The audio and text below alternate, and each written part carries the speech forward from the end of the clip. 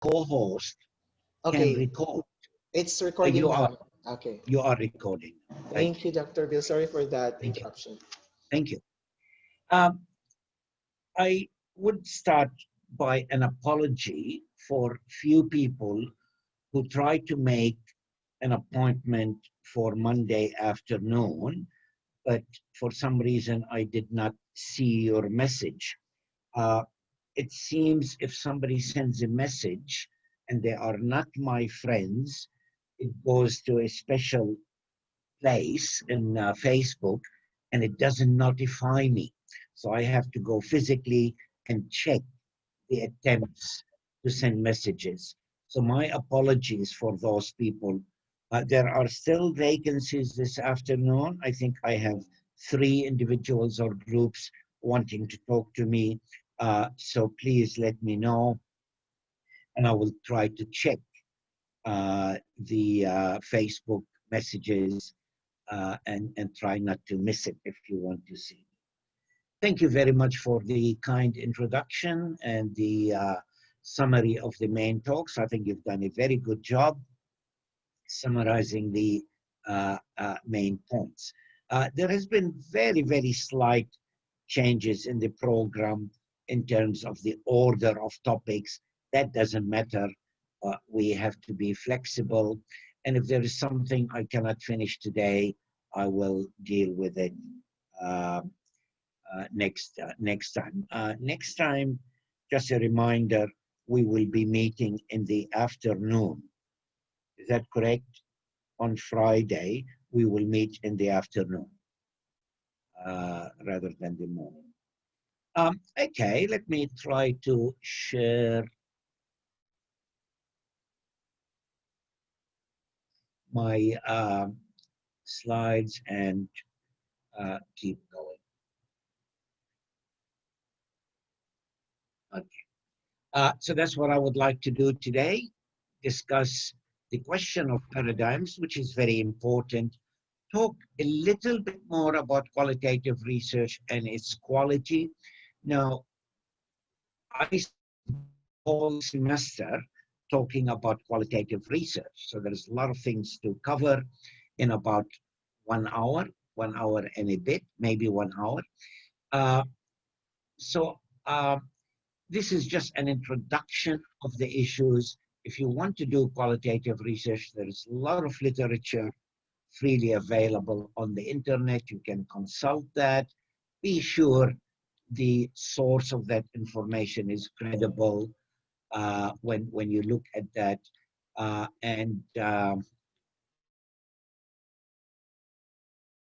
Available my slide presentations if people want them, rather than people writing to me individually.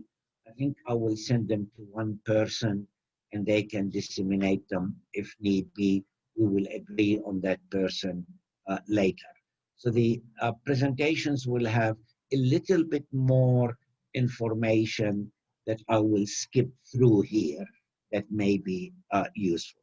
Then I will talk about contemporary educational theories that may be useful if the time permits. If the time doesn't permit, because I don't want to rush the first 2 topics, we can do it next week. Now, why do we need to look at different paradigms and different learning theories? Allow me to start with personal observations about research in the Philippines. I have lived here for 7 years. I had contact with tens of universities, some longer than others. I have reviewed tens of students' work, commented on it, attended defense, proposal defense, and title defense, and thesis defense. So I formed certain ideas of type of research that is being done in education. I might be wrong. I might be wrong because this is not rigorous research that I have conducted. It's just impressions. So I might be wrong in some of those comments, and please comment on them and help me correct my misconceptions. But from where I stand, I can make 7 observations. I hope that I'm not offending anybody by them. This is a friendly comments for people to think about rather than a judgment. I think research in Philippines at this time is very exciting because it's expanding, being diversified, and there's some really, really good research that is being done and good researchers in education. But there are certain gaps in my mind. There are certain gaps. First of all, it seems to me there is a particular understanding of rigorous research that came from quantitative research. And we try to adapt that to qualitative and other types of research. So the idea of what is rigorous and what is valid research may be limited. Maybe there is a way, a room for diversifying and becoming more self-critical about what do we mean by valid and rigorous research.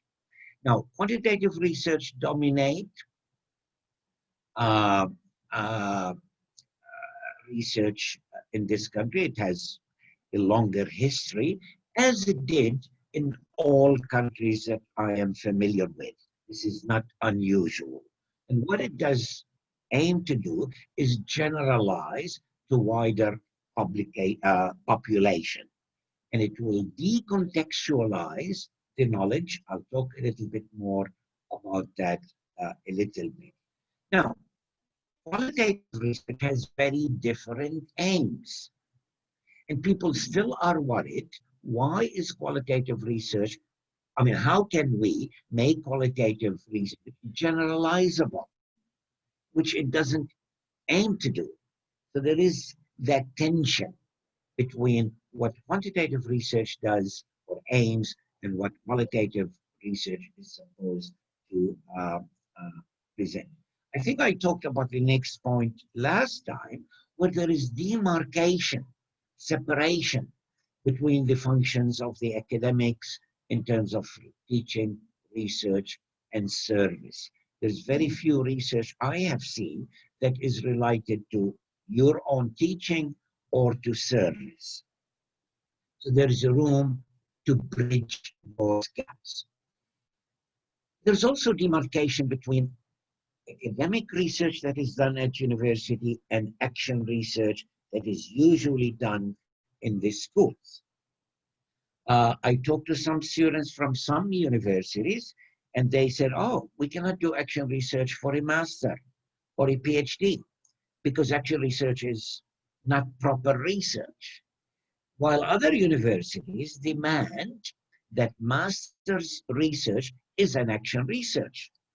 So there is a difference between the different universities, but in general, there is suspicion against action research.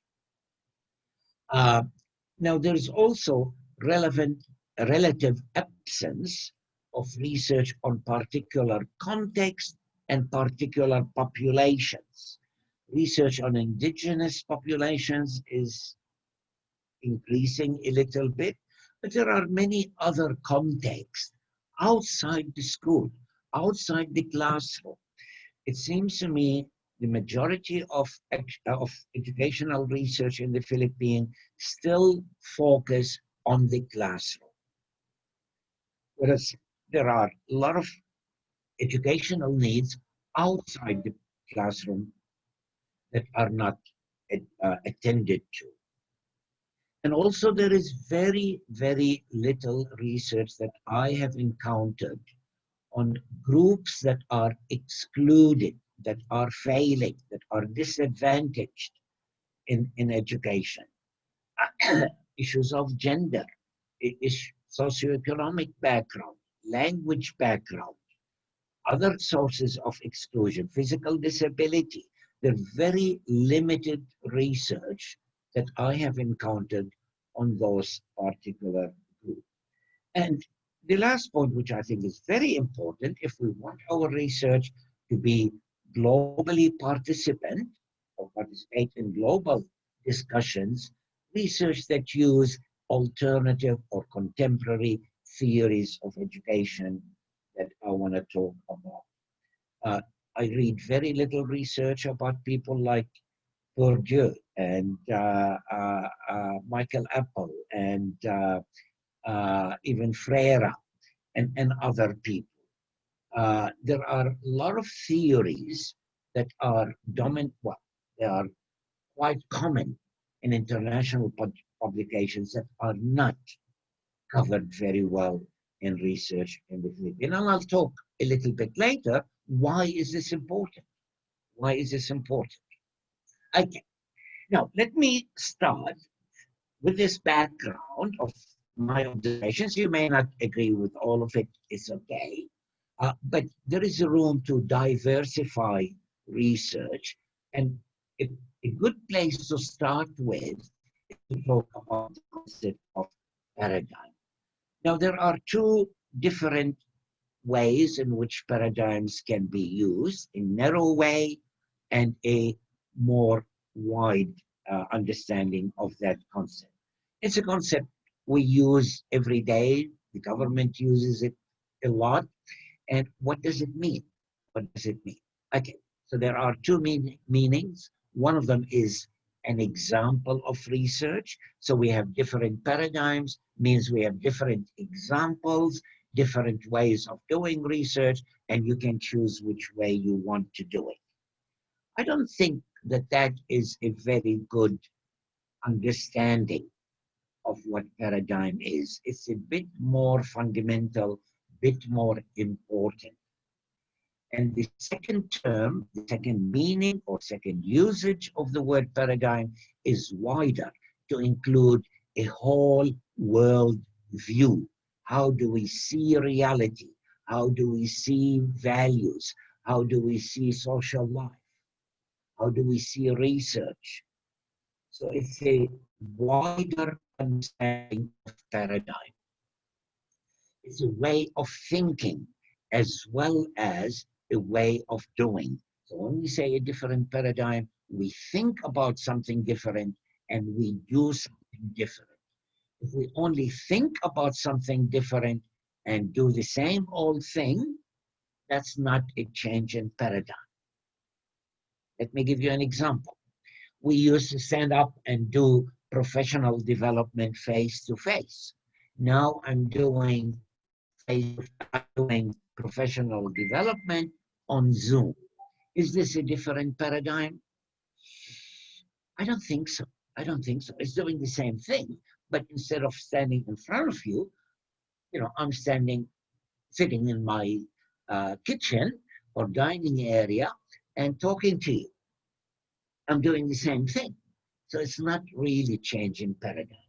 It's a change of way, a change in the way of doing what we do, but not quite a different paradigm. I'll talk a little bit more about that on the next session on Thursday, where I talk about online teaching. So paradigms are major changes in the way we think and we do things. Now, what are paradigms in educational research? And it goes more than educational research, educational theory as well. But in this instance, I'm interested in research. Now, there is a paradigm that we are all used to. We have been trained to do it, trained to think about it. We know how to do it.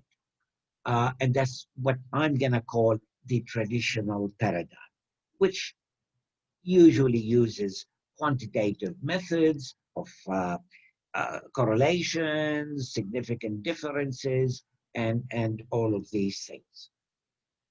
Now, that was the dominant educational research paradigm when I went to university in the 70s, I hate to say. The alternative paradigms just started then, but I was not familiar with them until I started work in the early 80s. Then I discovered the alternative paradigms. In a minute, I will talk about the differences between those paradigms. Uh, and for convenience, I'm going to distinguish two alternative paradigms, the interpretative and the critical. I'll talk about details in a minute. Now, notice something about this diagram. I am differentiating between paradigms, that's the columns, and the data. To me, a paradigm is not necessarily related to data. So in the traditional paradigm, I can collect numbers, test, questionnaires, or I can interview people, but I still function in the same paradigm. Same thing with the interpretive and the critical. So a change in the data type or using a particular data type doesn't tell me what paradigm you are using. Now, it is true, having said that, it is true, however, that the traditional paradigm mainly used quantitative data. But maybe I can have open-ended questions, I can even interview people, but still work in that traditional paradigm. Same thing with the alternative paradigm. The interpretive paradigm usually use qualitative data, but it can use numbers too. It doesn't mean that you have changed your paradigm if you use different types of data. In the critical as well, uh, I'll talk more about that a little bit later. Okay, what are the differences between these ways of thinking about reality and about the role of research in particular? And I want to ask your indulgence here by talking a little bit about philosophy. I know you don't have a very big background in philosophy. Don't worry, I don't either. My knowledge of philosophy is limited. However, there are few concepts that are very important, and I will define them. One word from philosophy is ontology. Some of you may be familiar with that. Ontology is a branch of philosophy that considers the nature of reality, nature of things, the nature of the table, the nature of a tree, the nature of human being, the nature of attitudes and achievement, and all of these kind of things, the nature of things. And there are different opinions in ontology. And I will compare the different paradigms based on ontology. The next word I will use is epistemology. Ontology and epistemology. Epistemology doesn't look at the reality out there. It talks about my knowledge, theory of knowledge. How do I get to know what I know? How do I know it's true? Okay, ontology deals with reality out there. Epistemology deals with my knowledge of it. So let's consider these in some detail. We are very familiar with some of the views of ontology, some of the views of the traditional paradigm in terms of ontology and epistemology. But it's good to name those assumptions. These are assumptions we take for granted, and we want to give them a name so that we can critique them, so that we can see, are they helpful in all fields of knowledge? Okay, most of us believe that reality, what is real, is unique. There is one reality. There is not two realities or three realities. And if we disagree about a statement on reality, one of us must be wrong, because reality is singular. It cannot be reality one, reality two, reality three. It's singular. And it's independent of us. So when I make a statement, you might say, oh, but you're biased, which means your statement in reality is wrong because of what you believe. So reality is independent of us, and it is singular. But more than that, it is rational. It is understandable. It consists of natural laws, rational laws that I can understand, and these laws are all based on cause and effect. Now, Newton illustrates that thinking very well. Newton said, if I have enough information about the universe at this stage, at this very moment, if I have enough information, I can explain everything that happened since infinity. And I can predict what will happen infinity in the future as well. Why? Because laws of nature are fixed, and if I know them, I can explain what happened in the past, what will happen in the future. Now, Newton was not saying I have that information or it is possible to have that information. Our minds are limited, maybe we cannot have all that information. However, the principle of faith is that if I have that information, enough information, I can explain everything, past, future, and present.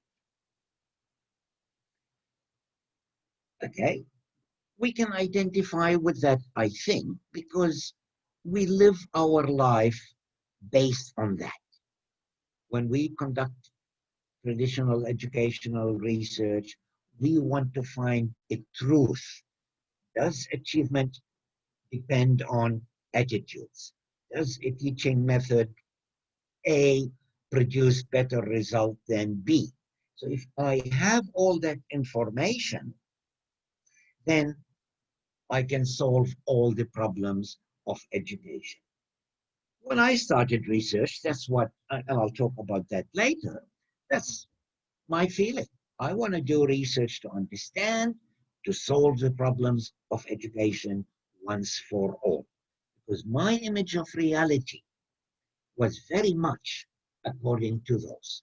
If I know enough through research, there will be no problem.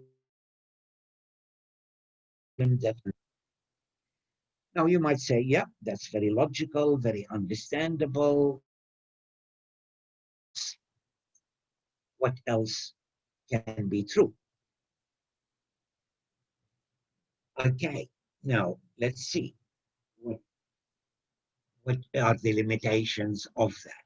And to illustrate this, I want to take a very controversial problem or question in the Philippines, and whatever you do not answer that. I'm not posing this question to generate discussion about whether it's true or not, but I'm illustrating that to show that the traditional way of thinking about reality may not be very useful in all times. Okay, so the question is this: is President Duterte a good?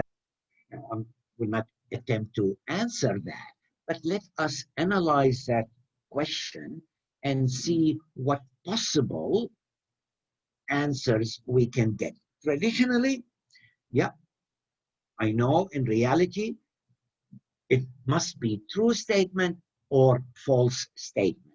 It cannot be both. And if people disagree, one of them is wrong. So let's continue arguing and fighting with each other until we discover the truth of that statement, whether President Duterte is good or not good. Now, how do we establish that? Some people might suggest, oh, we will have a survey asking every single Filipinos whether they think President Duterte is good or not good. Well, there's a problem with that because what we are establishing there is what the majority of Filipinos think. Has nothing to do with the fact whether he is good or not. And this is a mistake we do in education all the time. When we ask people's opinion, it is different from establishing the truth of the statement because people can be wrong and scientists have been wrong many times and 100% of scientists agreed with Newton until Einstein came up and says, wait a minute, all those formulas are wrong or incomplete. So majority does not determine the truth. So what is the truth? And how do we establish the truth? Well, I don't know. I don't know. Uh, whether you agree that Duterte is a good president or not depends on what you value, what you think is important. If you think a particular set of values are important and the president represents those values, then you would say, yes, he's a good president. And if you have alternative set of values and President Duterte may not satisfy those values, then you would say, well, maybe he is not. So the truth of that statement depends on the perspective that you are taking. And when people argue whether he is good or not, what they're really arguing is whether that set of values is better than that set of values. Now, it doesn't mean that we cannot talk to each other because we have different set of values. We can argue, we can contest and try to add insights into the debate. But the truth of that statement is not an objective truth that we can achieve and prove once for all. And we know that from history. Every leader had people, even 100 years later, say, yep, they are great, they're very important. And some people might say, well, maybe they're not. So the truth of that statement depends on your perspective, your reality of what constitutes a good president. Now, please contest me and ask for explanations and alternative views about that. So it seems to me, and other people as well, that truth in this case depends on what we know and what we have adopted in terms of values and so on. So if I want to do research to understand the political behavior of Filipinos from this perspective, if that is my perspective, I do not attempt to show whether he is good or not. What I might ask, how different Filipinos make political decisions. That is a type of question that an interpretive person or researcher may ask. How do different Filipinos make political decisions? What seems to be their value and thought processes? Now that research will lead into sort of multiple realities. So I get a group of people, I interview them in depth and then categorize their answers. My task is not to say that group is right, that group is wrong, because there is no universal criteria that I can judge people's opinions. I can try to understand the differences, but I cannot say these people are right, these people are wrong in an objective way. Now, I can do that by saying, well, my values are similar to those people rather than to those people. So here is one question. that it's not an objective reality. The reality depends on us. And what we are trying to understand is the different realities of people without making judgments. I want to understand what the different Filipinos think about politics. How do they make decisions? And my task as a researcher is just to describe.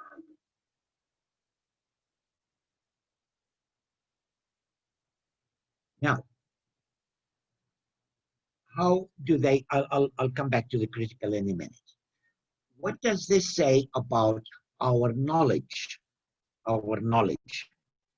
This is reality out there. What can we say about our knowledge as seen differently from the different perspectives? I'll come back to the critical in a minute. Okay. Traditionally, reality is fixed and it's rational.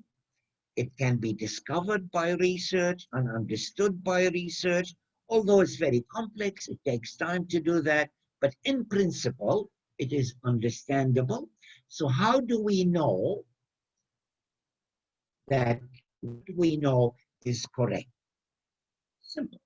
We uh, we test what we know with respect to reality. If what we think is correct reflects reality, then that's okay. If it doesn't, then we modify what we know. So knowledge or the mind in this perspective is just a mirror of reality. Now, reality is complex and all that kind of thing, and a mirror may simplify that a little bit, but basically our mind, our knowledge is a reflection on reality. And if two people disagreed, well, maybe some of their mirrors are not clean enough, are not straight enough, so we can use better mirrors. Only one of them can be correct. So the mirror and reality out there are completely independent. The mirror, our knowledge, does not create reality and does not affect reality. It just reflects reality. So reality does not change the mirror, and the mirror does not change reality. It's just a reflection. And knowledge on the mirror is objective and value-free. Whatever you believe something is the case does not change whether it is correct or not. Here, we can argue with each other, do different experiments, collect more data until we establish a perfect match between the mirror and reality. And that mirror will tell us what we have to do in harmony with the reality out there. The majority of educational research used to be in that category. We want to measure attitudes very accurately. We want to measure achievement. We want to find relationships between those so that that will predict what we have to do and how to deal with problems. In the interpretive, there is, I'm not going to say there is morality. Maybe there is. But I cannot say anything about that reality without referring to my mind or my mirror, if you like. So, does a tree exist irrespective of me? Well, the tree means something or understood in a certain way for the biologist. A tree exists in a different way for a poet or a painter. A tree exists in a different way for a farmer. So what is a tree means something very different to a poet, to a farmer, to a biologist. Now we can say, who is correct? Well, I don't know if that's a meaningful question. It just means something different to all of them. So can we say anything about a tree outside the experiences of a tree as a biologist, as a poet, as a farmer, or as a consumer, as an environmentalist, and whatever? So any statement about a tree comes from a certain set of experiences or combination of those experiences. So maybe a tree exists, I don't know, but I cannot say anything about it. I can only say something about my perspective. Now, we share some of those perspectives with each other, and maybe we argue a little bit with each other. Environmentalists argue with farmers. Uh, Scientists change their mind every now and then. So truth is a little bit flexible, but there is no way of deciding if biologist is correct, if poet is not correct. Okay? So our task as a researchers may be to understand the complexity of the different views of a tree. So from this interpretive perspectives, we cannot talk about absolute truth. There is no criteria about absolute truth. We can talk about truth, little truth in inverted commas, as we or as different communities experience it. Now, there's a problem with that. Some people might say, well, wait a minute. Uh, can I make any statement about a tree and then that statement is true? Can I create my own about a tree and say, this is my reality of a tree? Well, you can, but you cannot talk to the rest of us. You cannot talk to anybody. If your image of reality is so individual, so unique, doesn't base on anything, you can have it.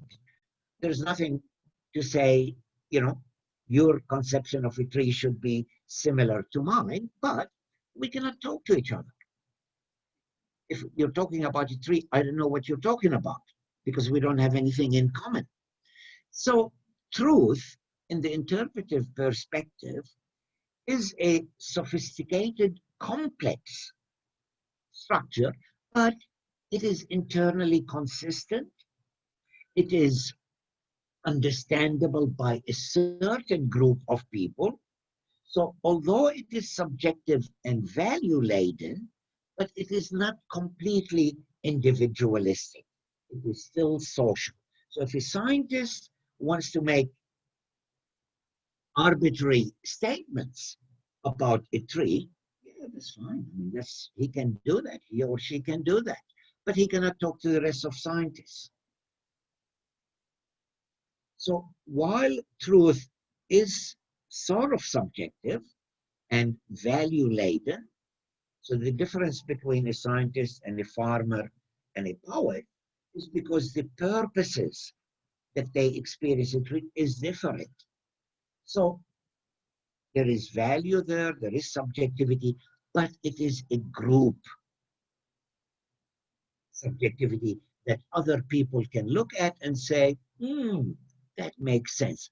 I understand it. Even though I don't adhere to it, I do not live by it, I'm not a poet, but I can understand how a poet experiences a tree. Now, I'll allow some questions in a minute, but let me go back to, let me see if I can go back to ontology and talk about the critical perspective. Now, the critical perspective says, yes, possibly there are multiple realities. There are different ways in which we conceive reality. We're not in the business of making judgments. But we cannot simply just describe those realities. We have to discuss and maybe argue with each other which one of those views is more useful. Now, notice that word, more useful than others, because we have to live together. So, if we are in a school and the principal of the school has a reality that the teachers are lazy, they're bad, they're dishonest, they don't care, I need to get hold of that school and observe teachers and spy on them and lecture them and punish them and reward them so that they do their task. That is the reality of the principal. Now, the teachers have a very different reality. The teachers might say, well, the principal is very dominating. He or she doesn't allow us to do anything. He or she doesn't trust us. He and she treats us like children. You know, we cannot do anything. We cannot say anything. We cannot express our point of view. Familiar? I hope not. But you can understand the problem. Now, in an interpretive researcher, they will come to describe and understand these different realities. A critical researcher says that is not enough. We have to function as a school. The school is where teachers work. They have to be happy. The school function is to teach children. Children have to learn. So what we need to do, not enough to have different opinions. It doesn't help to say this is correct and this is wrong, because the statement of this is right and this is wrong come from a particular perspective, not in absolute truth. So what we need to do is negotiate those realities and talk and collect evidence and try different things and see if they work and keep changing together in order to have maybe a new reality. I don't know. Maybe one of those realities will prove to be useful. But by negotiation of realities, knowledge, and practice, we can achieve a better school environment. So even though, from this perspective, we are not making judgments, which one is correct, because that's not useful, just to say you're right and you're wrong, but we're still negotiating in order for the school to be better. So the criteria that critical perspective takes is not whether something is correct or not, but is it useful to what I want to do? Is it useful for better learning? Is it better for working place? Is it better for society? And there is no right or wrong answer. There is a rational discussion and rational argument and collecting data, trying different things. So the focus on the research here is not the outcome. That, yeah, we were successful in teaching, we are happier. The focus here of the research is on the process itself. That's important. From the critical perspective, the focus is on the process itself.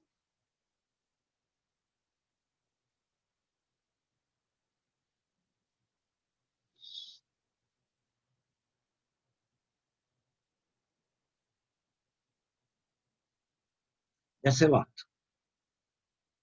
of new ways of thinking. Now, let me look at my slides if I decided to go into groups or not. Now, we can go, you decide, we can go into the groups and discuss this because it's very, very fundamental and very difficult. If we have not thought about this before, it's very difficult to understand. Multiple realities, what we're talking about, different ways of seeing things. The truth is subject to ourselves. Very strange concepts. Now, I can have comments and questions publicly or divide into small groups. Which one do you like? Are you happy to discuss it there as a group? Can you respond?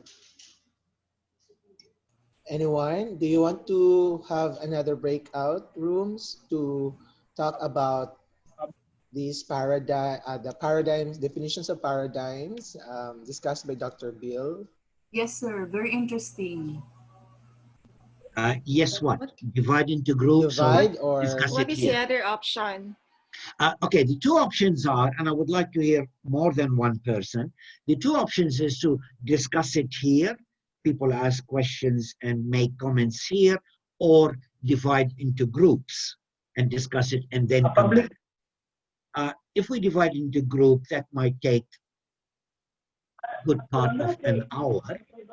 So what do people like? Are you happy to discuss it here? some in that group chat or in the chat box rather, sorry, Yeah, and they love to discuss it with the group, in small groups, the whole group. the whole group. Okay, let's do that then.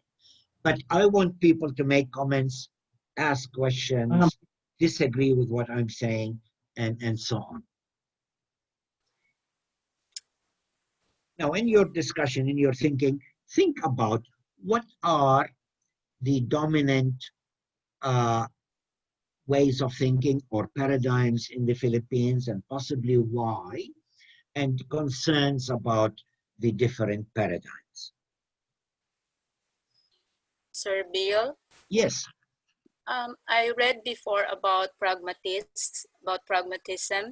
How is it different from critical thinking since you mentioned that for critical, not critical thinking, for the critical paradigm, you're more interested in what is useful. And as far as I can remember, it's also the focus for pragmatism. That's correct. That's correct. As a paradigm, they come from the same way of thinking. In pragmatism, we're not interested in defining absolute truth, but finding something that works. The difference between them is more political and where they arose from. The critical thinking arose from progressive, uh, well, that's even difficult to say because the progressive movement also led to pragmatism. Um, I think the difference is the critical thinking may have a little bit more well articulated uh, social and political commitments to social justice than the pragmatism. So that difference comes from the history in which the two movements arose rather than the paradigm of knowledge. So Thank they are similar, but they have different theories that they use about social life. The critical perspective tend to be more concerned about social justice, disadvantage, exclusion, and democracy, and so on. So, sir, I'm trying to picture it out in the context of the educational system. So, for example, if my study is concerned about, for example, in my class, I have students who are disadvantaged. If I try to focus on the well-being or how these kids learn or how I can make learning more equitable, I'll be focusing more on critical paradigm. But if my focus is like what learning theories, there's no right or wrong learning theory. It depends on what will work for the class. Is that what you're saying? Um, it's not only the focus uh, of my research, but how do I understand reality? How do I understand practice and understand the role of research? and a little bit the type of research that I do. So these also are important. Why am I doing the research? What is my view of reality and all of that kind of thing? All of those are. So if I have the focus on improving social life, I can still use the traditional research. I can have questionnaires and identify problems and, say, thou shalt do this because we have that problem. So I can still proceed to deal with that focus from a scientific traditional perspective. So it's not only the focus. Does that make sense, Ma'am Charity? I think so, but I think I need to digest that a little bit more. Okay, and please disagree with me. I'm trying to clarify it in my mind. So I'm imagining if you said that a paradigm is a way of thinking. So for me, I would like to think of it as my thinking has several dimensions, and one of those dimensions is like how do you understand this thing, but how do you want to apply it in the society, or what is its use? So these are several things, and the whole combination is your paradigm. So as of now, I'm thinking, okay, I need to think about these dimensions. Yeah. Yes, you're right. The word paradigm does not refer to a particular aspect of the thinking, So but it's just more, a general different way of thinking. okay. So One example of paradigms I used before was when I was a student at university.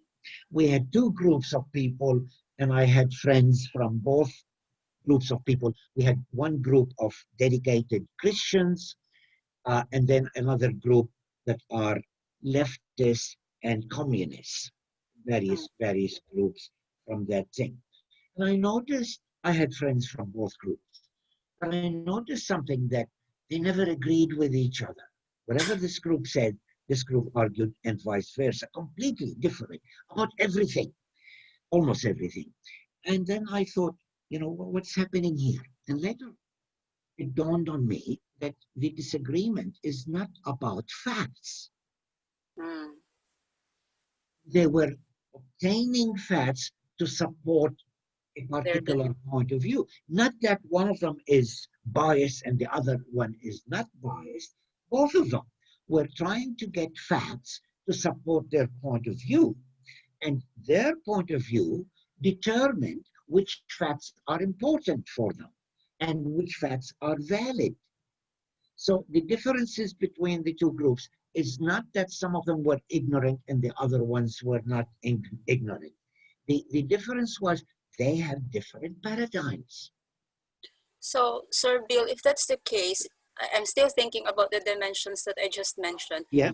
Is it possible to have like your paradigm when you plot all these dimensions? It's actually different. It's like eclectic. Like for this dimension, you tend to lean towards more traditional belief, and then another. Is that possible? Yes. What you're hinting at, what is the relationship of those paradigms to each other? They're different stances. Some people I call the purists, they say fit in one paradigm and stay there all the time. Yeah. A little bit more pragmatic are people who say, well, look, this paradigm is useful sometimes. This paradigm is useful sometimes, and this paradigm is useful other times. So if a scientist is trying to prove that a particular vaccination of COVID-19 is effective, I don't want them to be critical. Well, I want them to be critical a little bit, but not the critical paradigm or the interpretive paradigm. I want them to establish, is it safe to take this drug or not?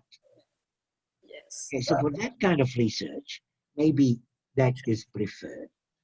For research in education, again, it depends on your preference, but I can imagine, different opinions about that. I didn't do, except my PhD was quantitative and scientific paradigm, but since then I oscillate between the interpretive paradigm and the critical paradigm. I've done most of my research maybe in the critical paradigm, but I have done some research that can be described from the interpretive paradigm. In my life, in my everyday life, when I get a statement from a bank about my balance, okay, bank sent me a statement with the amount of money I have in my balance. I do not think that the bank has a different reality than me and I should not be judgmental, right? I just say they're wrong, okay? My calculations are right? I argue with them. So in that case, I'm very positivist, very scientific. At other times, when I'm interacting with people and somebody says a statement that I disagree with, I say, look, I can see your point of view. I come from a different perspective. It's okay. Let's have a cup of coffee. Okay. And in other ways, when I look at problems in education and social injustice, I say, I want to be an activist and I want to use the critical perspective. So that's me. I'm not consistent. Depends Thank on you. the situation. Thank I, you, Cecile.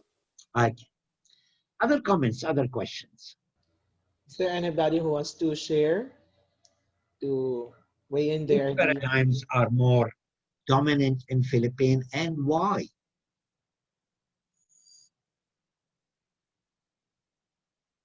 Good Anybody? morning, Yes, Dr. Ma'am Bill. Go. Yes, good morning. I would just like to If add, you like, if you turn your camera on, it's better to okay. talk. If you can, Hi. if you can. Hi. Oh, it's I yeah. Okay. think it's you're referring to the implicit theories of Dweck.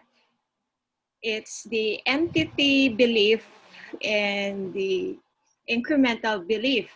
Like when you say entity, it's a traditional form kind of paradigm. And the other one is incremental, is that you're learning, you're growing, you're welcome to new bits of information. So that's aligned with educational psychology.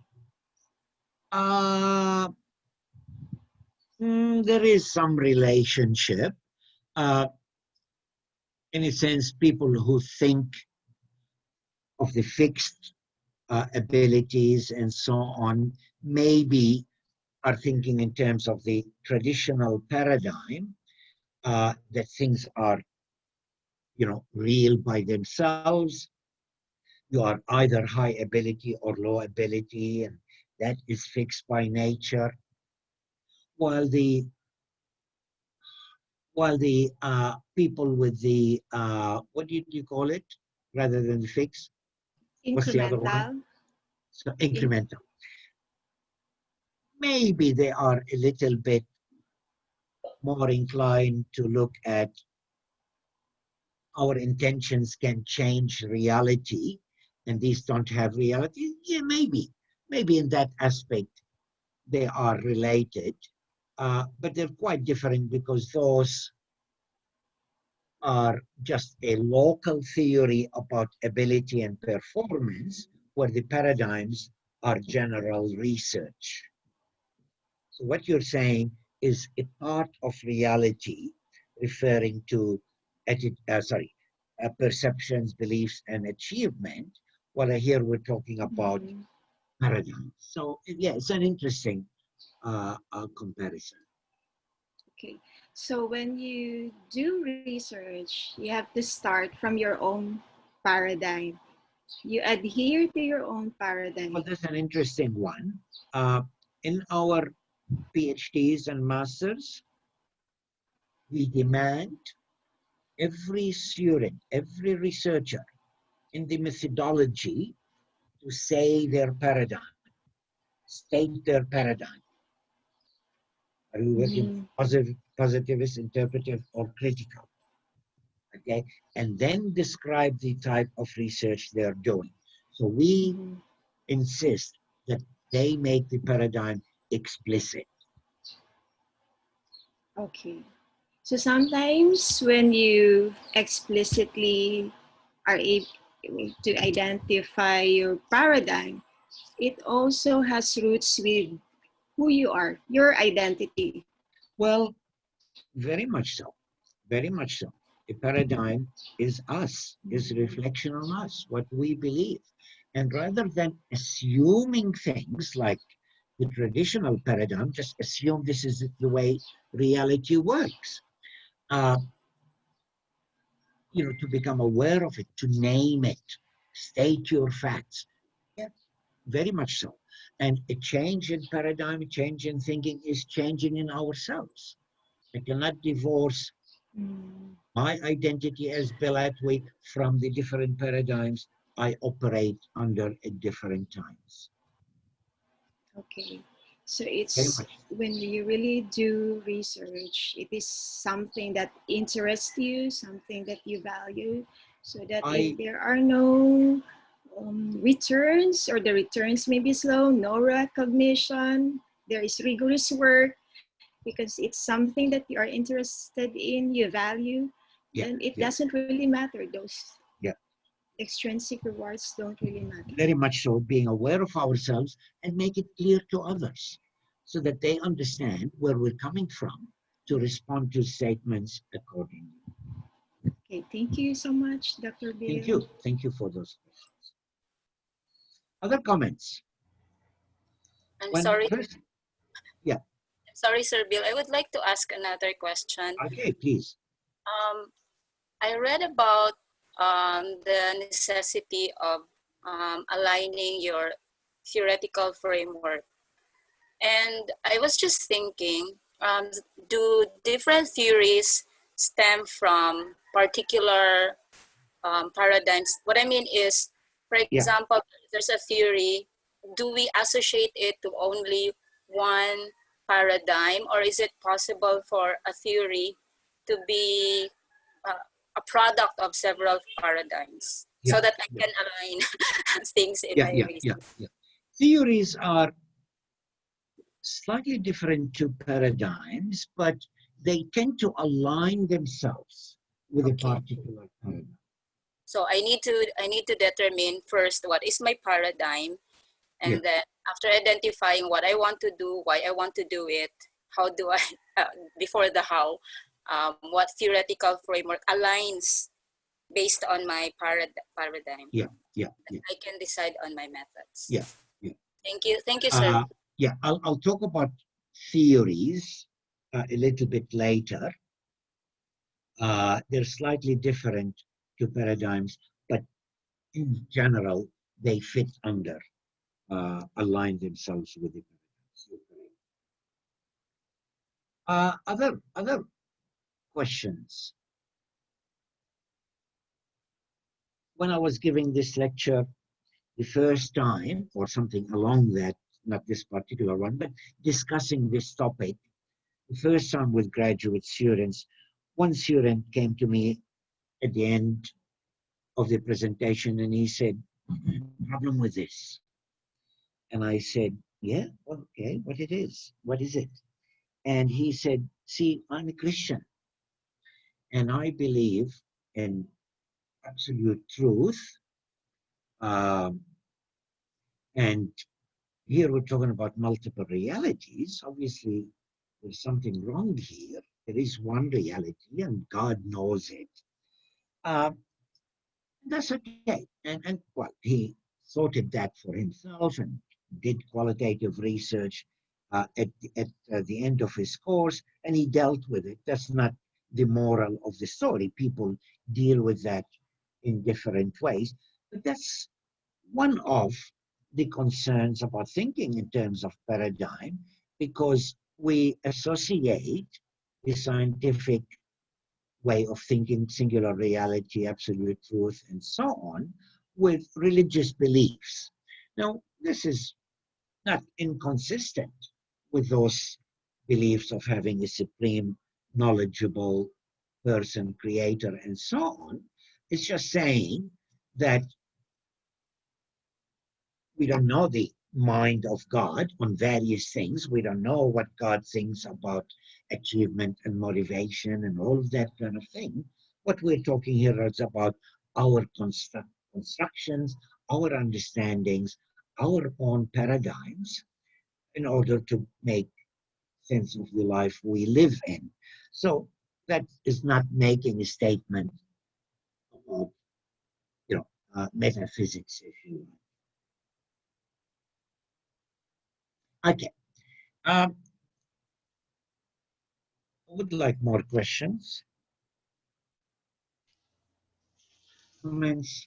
Hello, everyone. Our speaker would like to entertain more questions. Do you want to raise them? If you could also write in our chat box here your questions.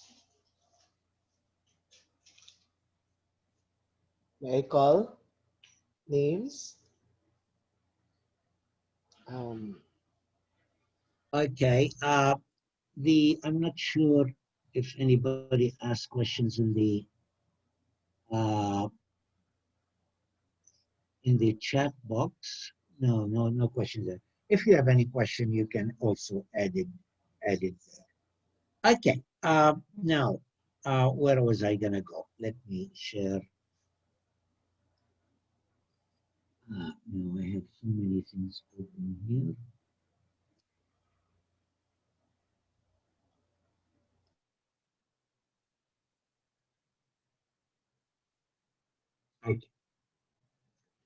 Okay. Look, the second topic I'm gonna talk. Actually, can I take 5 minutes break? I just desperate to get a glass of water. Okay. Okay? Just 5 minutes break. Yes, sure.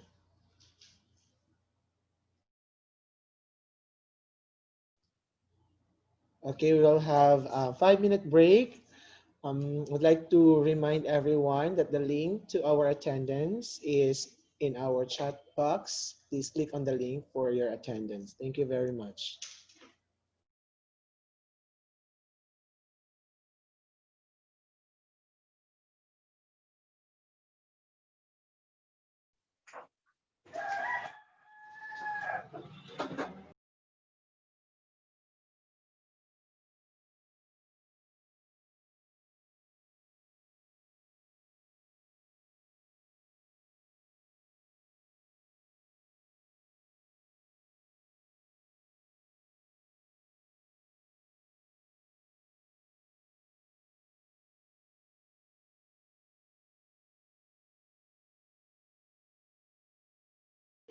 Can you see the link now?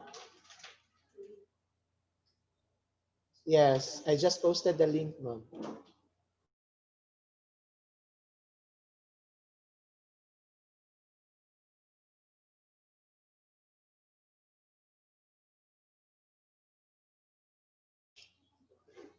How about this time? Wala? It's in the chat box po. Backread lang, backread. Nara ang link sa attendance. Nasa chat box. Do you see the chat box?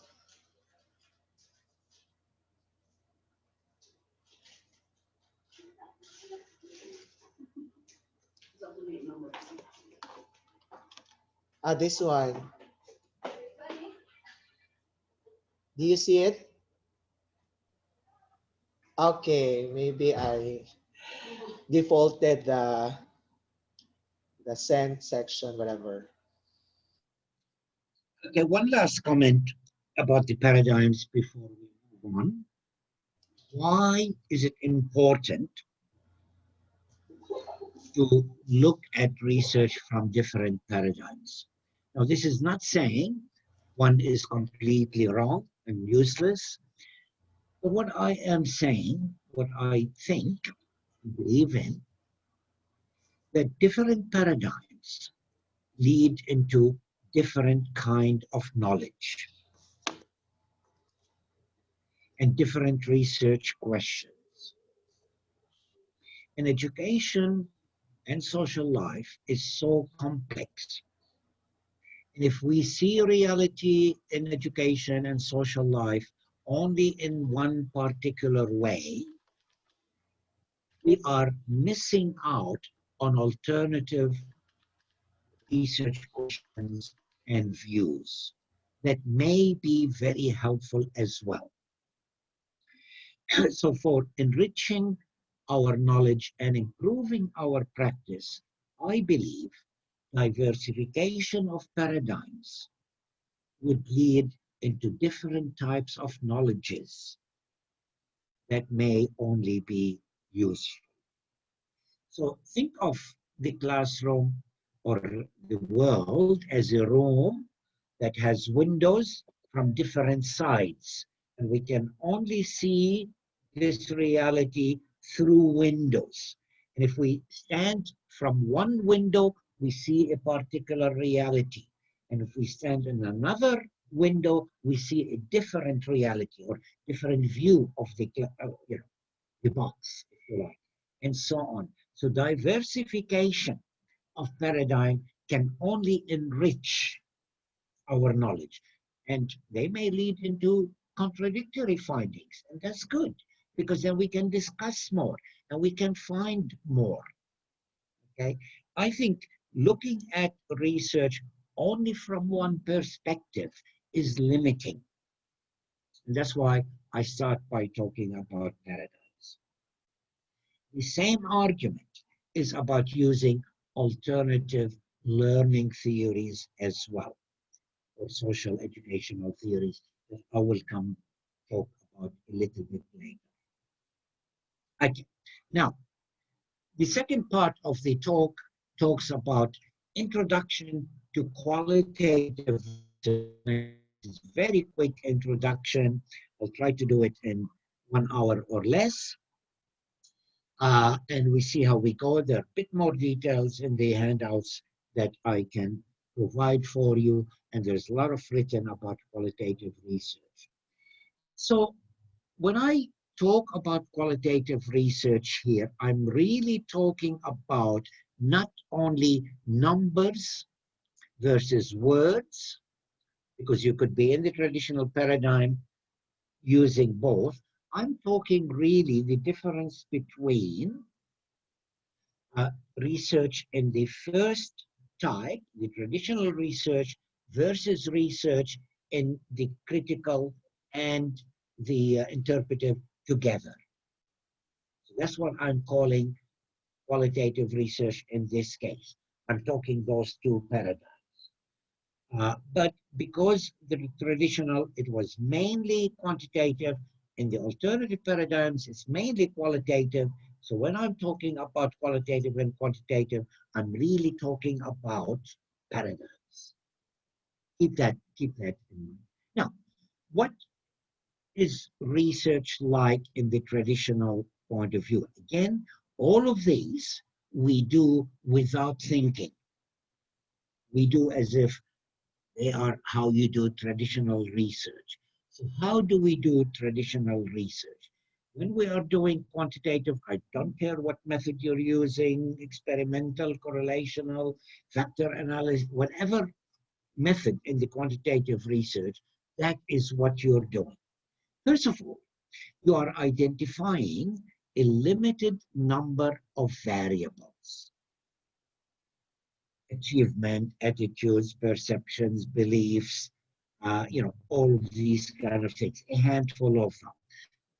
In many research, you only have 2 variables, the teaching method, achievement. You change the teaching method and see if there's differences in achievement. In some other studies, you may have 3. You might have teaching method that varies, you may have achievement and attitudes. Sometimes you have 5, 6 variables. That's fine. But usually, it's a limited number of variables. In factor analysis and so on, we may have 10 variables, 15 variables, so the number can change a little bit. Now you fix those, these are the attention of your study, and then we measure them accurately. Validity of the measure, reliability of the measure is important there because we believe those variables have a reality independent of us. We did not create them from this perspective. They already exist. We want to measure them. And there are different ways of measuring them. And sometimes we manipulate some of the variables, like teaching method, and then see the effect on other variables, but not all research does that.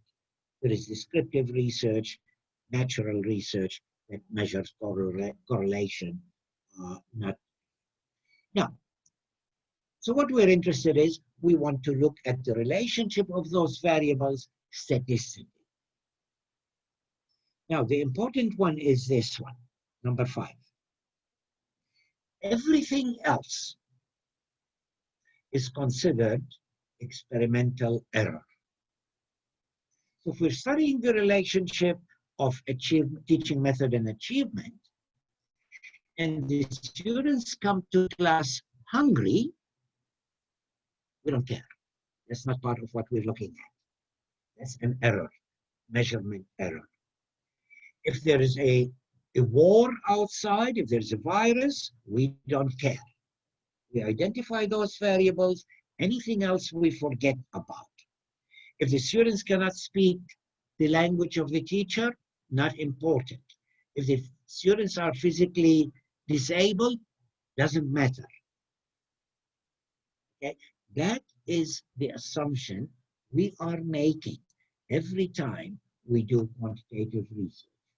We identify certain variables and dismiss everything else as random error or experimental error, sampling error, or whatever it is. It's an error, meaning it doesn't matter for me in this research. Now, the more variables, the better prediction. Okay, you might say, if socioeconomic factors are important, if gender is important, I will add it as a factor. Yeah, that's fine. But what else? You know, there has to be a limit of the variables. Otherwise, the interpretation of the results become very difficult.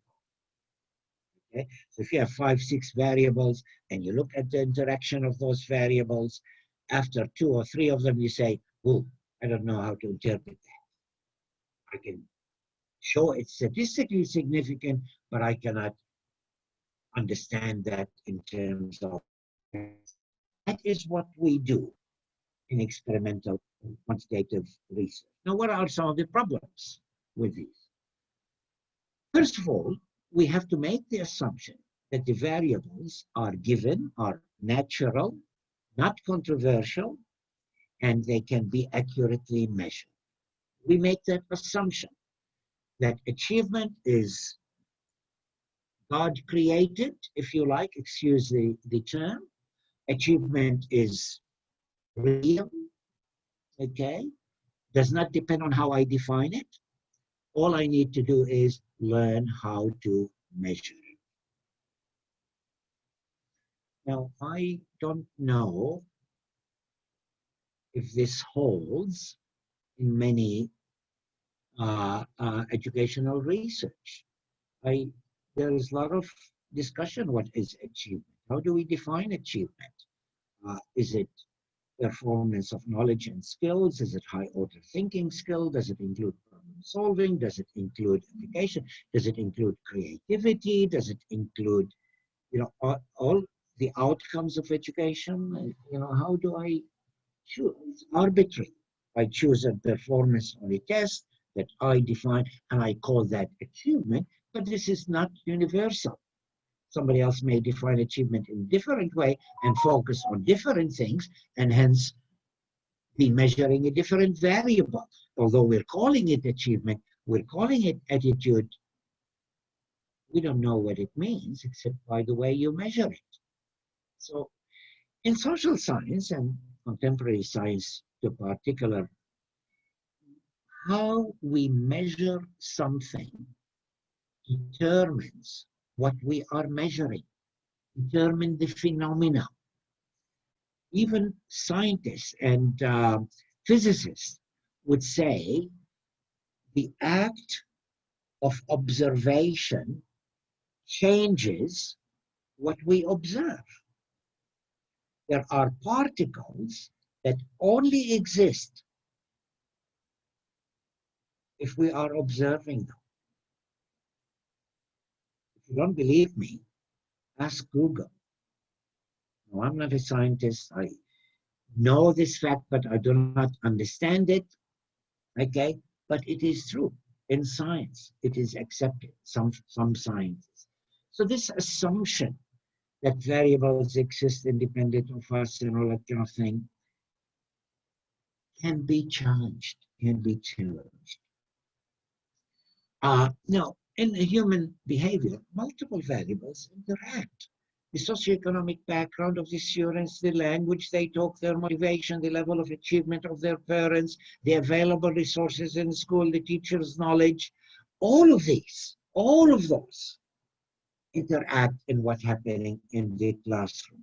So the act of identifying 1, 2, 3, 4, 10 variables and consider everything not important is problematic.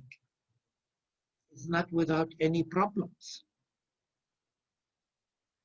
The context is very important. I already talked about that. Hence, it cannot be just error, measurement error, or sampling error, or other kinds of error. It is important. What works in one particular context may not work in another context. So the problem of the generalization, whether the particularization, the more we want to generalize, the less useful is that knowledge about the particular. Okay, let me give you an example. If I want to make a statement about all participants in this seminar, 100% generalizable, except me, what might some of those statements be? If I want to make one statement that is true about every single person except me, what will that statement be? Well, I can say you're all Filipinos. Correct? Will I be correct? I think so. Is this useful?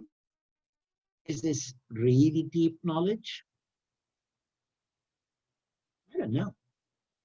It doesn't seem to me very useful.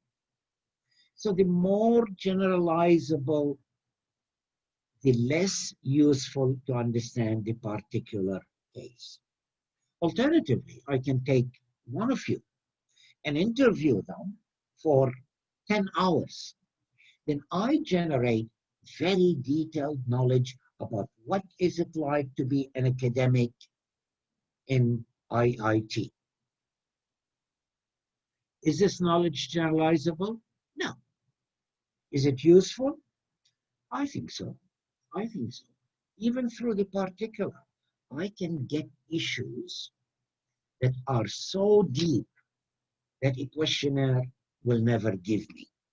The questionnaire will give me answers to 20, 30 questions I asked. And I count. 20% say this, 30% this. Do I know anything else other than the questions I asked? No. So this is a compromise. Deep knowledge, generalizable knowledge. Quantitative research goes for generalizable knowledge, even though the more generalizable, the less useful to understand the particular.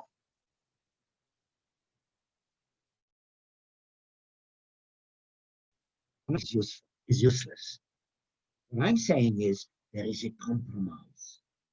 Generalizable statements versus understanding a student, understanding a class, understanding particular teacher. There is always trade-off, if you like. And quantitative research is not adequately deal with the multiplicity of meanings and experiences that people have. I can give a questionnaire to see what people believe, whether President Duterte is a good president or not, but that doesn't tell me anything about how Filipinos actually make political decisions. What are their values? How are they influenced? I will only do that in depth. So it has limitation with the kind of knowledge it gets. Now I'll pause for questions a little bit later. Now, in contrast to this, what are the characteristics of the qualitative data? And remember, what I'm talking about here is the interpretive and the critical paradigm. What are the characteristics of those? They strive to understand the meaning for people and how they constructed what is important, how they understand the world. So qualitative research is not about me establishing a criteria and counting how many people fit that criteria. Qualitative research, I'm saying I want to put myself in their shoes and try to understand reality from their perspective. Their perspective is more important than my understanding. And I want to understand, that's not easier said than done, but I want to understand the meaning they make out of their world or aspects of their world. And I want to study the phenomena in depth rather than to generalize. Yeah, it's okay. I take 4 people because that's how much time I have and study them in great depth. I don't want to generalize to all Filipinos or all academics and so on. I'm interested in the dynamics, how they experience, how they understand the context, how they interact with the concept, with the context, and so on, rather than generalize. So I will talk sometime later about how do we know qualitative research is good qualitative research. And a lot of students, they say to me, oh, I cannot have only 3 people, 5 people, because members of the committee will say, oh, but you cannot generalize from that small sample. I say to them, look, I'm not interested in generalizing. If you are interested in generalizing, you do research that is generalized. I want to understand in depth. You're using your own criteria to judge or design my research. Okay, that's very important factor in the qualitative research, is the depth more than the generalization. And there are theses written on one person that were translated into books and sold very widely. It is legitimate to have one person. Easier to have 2, 3, 4, 5, depending, but you have to realize the more people you have, the less depth you have to investigate. There is a compromise. The researcher is the primary instrument. This has important implications, what it means first. In quantitative research, we develop an instrument. Sometimes we borrow it from outside, and anybody, research assistant, can take that instrument, collect the data, and then we analyze the data. So the instrument is the important way of getting the data. In qualitative research, it is the researcher who is the main instrument. So we have interviews, we have observations, we have, collect data in various ways, but the quality of that data depends on you as a researcher. The data is as good as you, not the transcript of the interviews. You have to know the area very well. You have to be an excellent interviewer. You have to listen very carefully, read between the lines, ask more questions. So the interview is not the research questions, is who is conducting the interview. That is the strength. That is the primary source and the quality of the data. Now, the process is inductive in terms of the research collecting data and build up the themes, categories, hypotheses, and theories.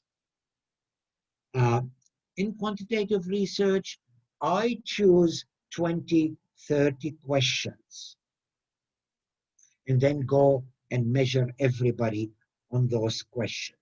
So the theory, the understanding of achievement, attitudes, perceptions, beliefs, whatever, the theory comes first, and then I collect data to count how many people agree or disagree with it.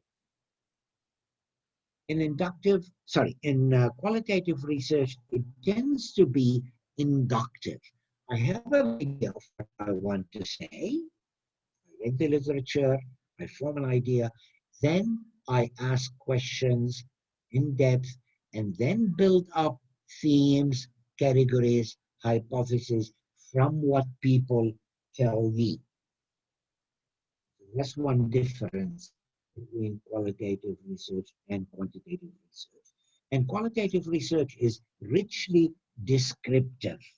It is you need to describe carefully and at length the context, what people said, what happened in the intervention or the experience. In quantitative research, we just count. 5 people said this and 6 people said this. It's not enough in qualitative research. We need to elaborate. We need to describe in depth to see whether to build an argument for the reader. However, this can be misinterpreted. I read theses and research papers that just has quotation, quotation, quotation, quotation, quotation, quotation, with no analysis. It's as if we're leading the analysis to the reader. Although we're being descriptive, there is no analysis. So it has to be descriptive. I need a lot of quotations and explanations, what happened in the interviews and observations and so on, but I also need to be analytic. So both of them are important.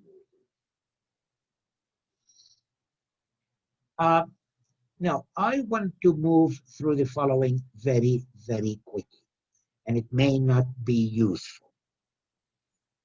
But I want you to be familiar with some of the terms, and if you want to do them, then you need to read more about it. One of the problems in qualitative research is people take it for granted. Oh, it's easy to do. And of course, I know how to interview people. Not quite, not quite. Good interviewers demand a lot of practice, a lot of experience, and a lot of preparation. When I get my students doing qualitative research, if they choose to do qualitative research, I ask them to read a lot about how to conduct interviews, how to do observations. And there is a lot of wealth of information on the internet about it. And then I ask them to try out some of those interview schedules they came up. And then I ask them to come back to me, and we sit down and listen some of the interview. And I ask them questions. What do you think they meant by this? And invariably the students will say, I don't know. Why? Because they're not experienced enough to do the interview and do the analysis at the same time so that they can ask further questions. It takes a lot of skill, a lot of knowledge to be able to do that. So developing expertise in data collection is very important. So I'm going to move through these very quickly, but warning you that if you want to do them, if you want to do good quality research, You need a lot of preparation and a lot of experience. Now, traditional methods uh, traditional methods are divided into sample, instrument, and procedures, and that's what I'm going to talk about here. Sampling. Randomness is the main desire in quantitative research. Not always possible, rarely possible in education, but that's what we achieve, what we try to achieve. Now, in quantitative research, randomness is not desirable, is not a criteria, and not important. Because what I'm interested in is studying something in depth. So I don't want to choose necessarily 10 people at random. Sometimes I'm interested in particular people. I want to choose people that are articulate, that they're happy to talk to me. So the fact that I have chosen these 5 rather than those 5 rather than those 5 doesn't really matter. I'm not trying to generalize. I'm trying to understand. So usually I choose people who can talk to me and also people who are varied. You know, I try to choose males and females, advanced, more experienced than others, and so on and so on. Depends on the phenomena and depends on the sample that I am studying. But the fact that it is not random does not matter. People say, oh, it's a biased sample. Well, every sample is biased. Uh, I can deal with that in the questions if you want. Bias is not important in qualitative research because we're providing evidence that I should explain that a little bit later. It is and it isn't. It's a different meaning of bias. I'm sorry I said that at this stage. I'll explain it later. So the sampling methods are not the most essential thing. But I need to explain explicitly and carefully how I chose this sample. We use purposeful sampling, theoretical sample, convenience sample, or snowball sample. I'm not going to even discuss those because of the limited time that we have. But just become familiar with these words, there's a lot of written about it in the internet. You can look at that. Sample size, again, not the important thing. You can have a PhD on one person, but more difficult. You spend days and days and days with them, but also that person should be very important to focus only on them. But there is no criteria to say how much is enough. Basically, you want to be able to write a thesis on it or a publication. And the less people, the more difficult. You have to deal really, really, really in depth. So, I don't know. I don't want to mention numbers because these become the criteria. The more people, it's easier to do the comparisons and get different views, but there's a limit. If you do too many numbers, then the interview will be just like a questionnaire. So there is a balance, amount of time that you have and your experience as a researcher and the amount of depth that you can do with that limited amount of time. If people want more explanation about this, please ask me. Methods of data collection are varied. We have interviews and observations, open-ended questions, documents, examination documents, videos and photographs, and so on. Let me talk a little bit about open-ended questions. I should have put this here in brackets. And this is very common. People who are using mixed methodologies say, I had a questionnaire, I had few open-ended questions. I do not really think open-ended questions are useful hardly at all. And let me explain why. Okay, in a normal questionnaire, you might have 300-400 people. And you give them 20, 30, 40 questions, and then every now and then you have an open-ended question. And students, respondents write something. I don't know about you, whether you had experience answering those open-ended questions. I did. And I noticed that I write few words, short sentences, and then I move on. They take a lot of time to write.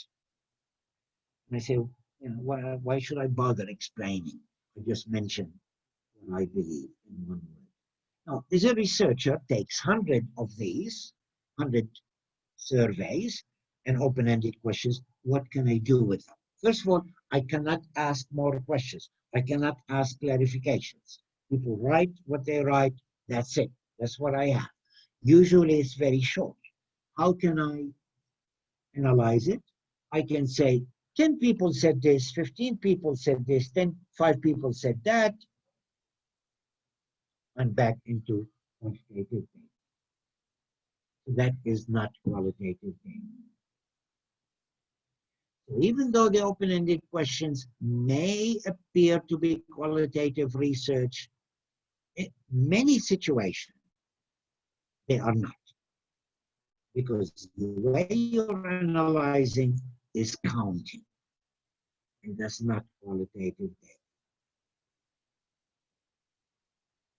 Okay? They have some use in certain research, and sometimes they do provide, which I had sort of an interview, but it was a little bit more questionnaire on the internet with a student from Brazil. They were interested in my writing in particular, and they issued certain questions. I think it's a bit more like interview on email, and I wrote back, and they wrote back, and I wrote back, and they wrote back. So it wasn't, although it was written, it wasn't just an open-ended question. It was dialogue, explanation, and so on and so forth. But anyway, these are some of the techniques that can be used. Now, I'm not going to talk about how to conduct interviews, how to do observations, except to say, do not think anybody can write 5 questions and go and collect data. That is not providing good qualitative data. You need to read about do's and don'ts in the interviews. In my normal classes, I do that, and maybe some of the slides on this presentation do that, but I'm not going to have a chance to do it.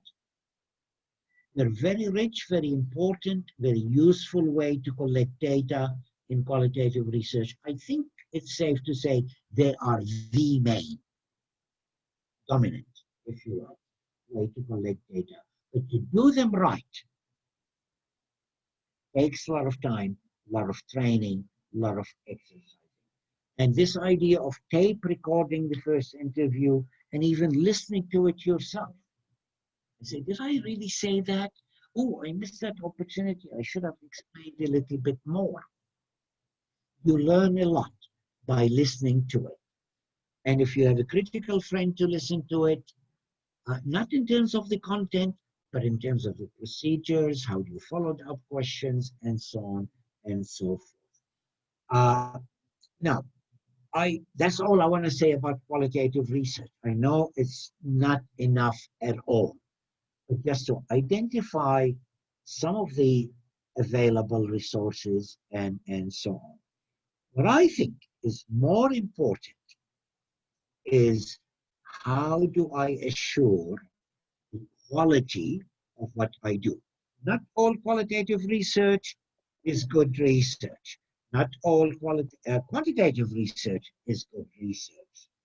In the quantitative research, I sort of know how to make it better by large selection, random selection, better instruments, better statistics. I think the processes are a little bit more established and, to tell you the truth, easier to do. Qualitative research and how to make it better and how to convince people that it is good research is not as easy to do. Now, the equivalent topic that I'm talking about here is validity and reliability of quantitative research. I do not use the word validity and reliability in talking about qualitative research. So if somebody says to me, how do we assure validity and reliability of qualitative research? My standard comment or reply is, look, validity and reliability come from quantitative research. They are not my concern. They are your concern. They are quantitative researcher concern. I have other concerns. So do not judge me from a criteria that is applicable to other research. Now, I should say, not all researchers, not all qualitative researchers do that. There are some researchers that use the word validity and reliability, but define it differently.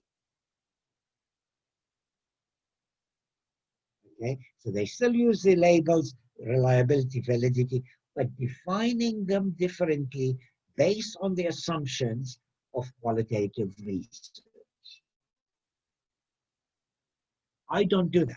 I say, look, I don't want ever use the word reliability and validity in qualitative research. I want to use another set of criteria. I can improve my research and I can convince other people that my research is good. I don't want to redefine those words that quantitative research is. And I encourage my students that I deal with to do that in their defense. Never enter into that discussion of reliability, validity, generalization, objectivity. That is not the concern of qualitative research. So challenge the language that people use. Huber and Lincoln are two researchers from the United States. They have done a lot of research on qualitative research and written quite a bit. One of the books they wrote is Fourth Generation Evaluation. It is not about research, it's about program evaluation. But they established a list of characteristics of good fourth generation evaluation that has become very widely used as a criteria to reflect on qualitative research. And that's what I want to use. So they established certain criteria equivalent to reliability and validity without using the terms, and that has become very widely used. It's not the only criteria. There are others, and you're free to use them. But when I look at students' proposal, I demand that they have a section called the quality of qualitative research and identify things they have done to make their findings more useful and more acceptable. So what they have done is taking the objectives of traditional research, validity, reliability, internal validity, external validity, objectivity, and design new language parallel to them. Now, I'm not going to focus on the parallel constructions very much, but let me talk about some of the criteria that they came up with that we can use. Okay, the first thing is they said qualitative research should show some credibility or integrity. It should demonstrate some respectability, in other words, some credibility and integrity. What does this mean? And they identify 1, 2, 3, 4, 5, 6, 7, 8 things we can do to increase the integrity of what we're doing. And the first one, they said, prolonged engagement. So if you're writing something about a group of students in Mindanao, and you tell me, look, I went there and spent 5 hours in that classroom, and here is what I found. I would say, I don't know that I can trust you. I don't know that I can believe you. You cannot really understand a class dynamics in 5 hours. But if you tell me you went to that class and spent 2 months in the class, I say, okay, well, maybe I take what you're saying with some respectability. That doesn't mean I believe in it. There are other things have to be demonstrated, but at least the length of time and familiarity with the context is an indication that what you're saying is credible, has integrity, respectability. Persistent and thorough, that's the wrong word there, and thorough observation. If you tell me, look, I visited that class for 2 months, but I occasionally drop by, I say, well, okay, maybe not good. But if you tell me, look, I observed every class, every time they was there, and I was interviewing and doing this, I was very persistent. And double checking with people. So the persistent and thorough observation makes your research a little bit credible. Peer debriefing, that is, discussing what you've seen with your own peers. I remember doing a research project with my first boss, and the school was 45 minutes away. And in the car coming back, we start discussing what we've seen. And what we are discussing was so useful and in depth that I turned the cassette on, the recorder on. We were using cassette there then. So talking to other people, if you have an advisor, talking to your advisor is a way to give more respectability to your research. Negative case studies is very, very important for me as well. Now, when I read the research that says, oh, students enjoyed it, and this example, that example, that example, and everything went okay, and they learned a lot, and everything is rosy and went perfectly, and this method is good, I get very suspicious. If all the cases adhere to what you expect, positive findings, I get very, very suspicious. Because real life is not like that. Any way, any observation, any class, any interviews, there are negative cases. Things do not adhere to what we are saying. And showing those conflicts, to me, increase my the respectability of your research in my eyes. Negative cases are very, very important, not only for credibility and integrity, but for learning from the research. Quantitative research look at averages. 75% of people liked it. Wow, it must be good. I'm interested in the 25. Why didn't they like it? Maybe there is a lot of learning that can happen from those cases. And if we don't pay attention to the negative cases, we're not developing credible and integral research. Number check, going back to them and say, look, that's what I observed. That's what I heard. That's what I've seen. Do you agree with it? Now, in traditional research, you don't do that. You cannot change the answers on the questionnaire. Okay? It's interference. It's immoral. It's unethical. But here, you are really interested in understanding from their point of view.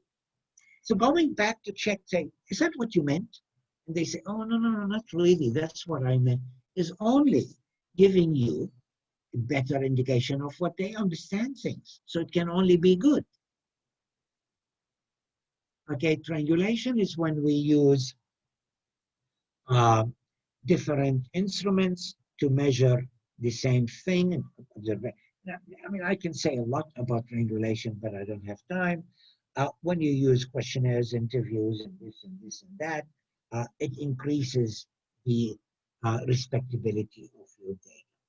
So if you want to design a study that is good study, good quality, these are some of the things that you can do. And in judging other people's work, these are some of the criteria.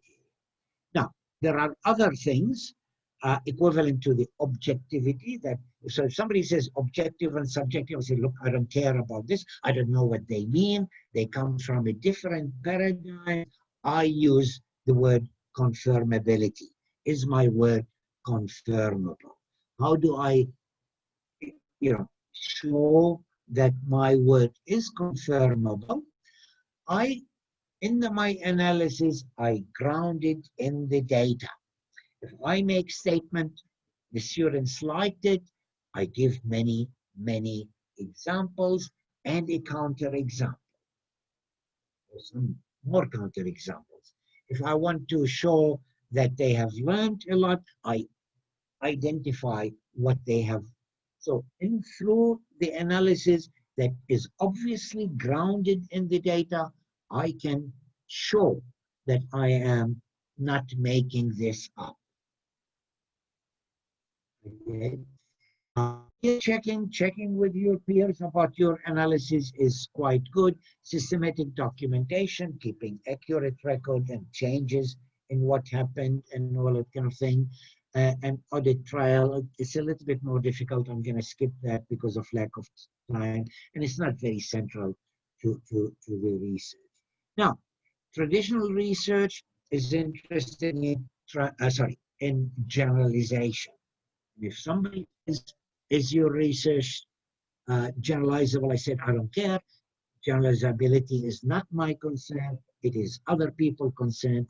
What I want my research to be transferable, not generalizable, transferable. What does this mean? How is it different from generalizable? Transferable means I can describe what I have seen in my context in great detail. You as a reader have enough information to look at what I have said or what I have written and demonstrate it is credible and confirmable and all of that kind of thing. And I include enough detail so you can look at that and say, that sounds very convincing. I will try it in my context. Or you might say, no, that sounds very different context, like different students, different authorities, different thing. It may not be useful. So you're making the judgment if what I'm telling you is applicable to you or not. I'm not generalizing. I'm giving enough detail. And that's how we achieve transferability, so that you can make a judgment. So we want research not to be generalizable, but transferable, so that people in the other context can make the decision. And if you want to find out if it is applicable in your context or not, repeat it. Repeat it. Now, mind you, 90%, 99% of quantitative research is not generalizable. Why? Because what makes quantitative research generalizable is only the selection of the sample. So if I want something generalizable to Mindanao, I have to get all the students in Mindanao and choose a random sample from them. It never happens. We have one class, and we do the experiment on my class, and I get statistical analysis. We think that the statistical analysis itself allows generalization. Not so. Not so. This I'm very sure.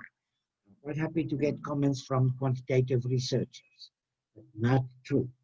What makes it generalizable is the random sample from the population that is of interest. So when I use the statistics in my research on my students, what I am generalizing is to all students like my students. What does like my students? I don't know. What does it mean? I don't know. Because there are no students like my students. So this idea that quantitative research is generalizable is misnomer, is a misconception. I would be happy to get some observation about that. Okay, I'm going to stop here. Now here we will break to local rooms. Okay, look, okay, what do you want?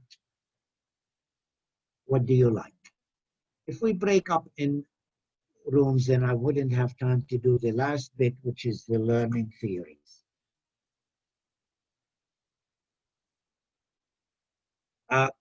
Group discussion, whole group discussion again.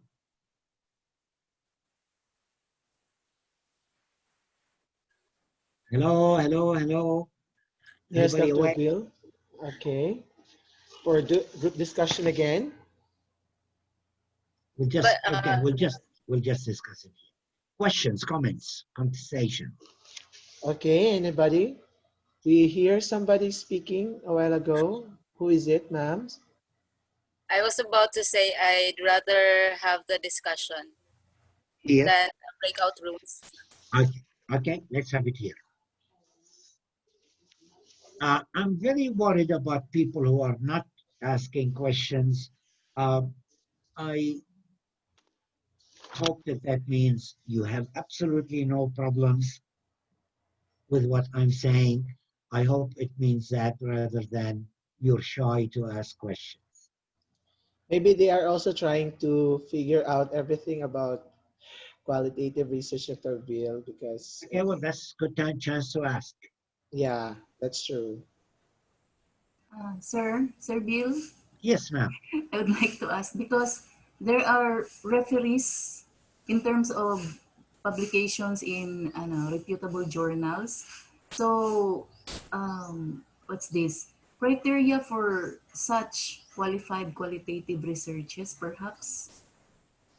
Uh, as far as I know, no journal has their own criteria. Okay, what a journal does is send the document to referees, and the referees will make recommendation. So I don't think there is a standard way to describe or defend the quality of qualitative research. There is a validity, reliability.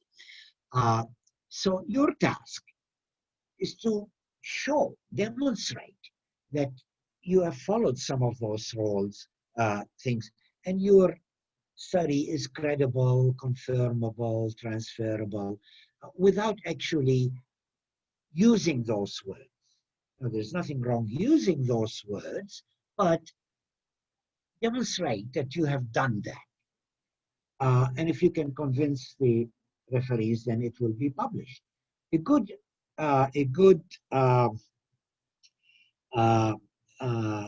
editor will send the paper for experienced qualitative researchers.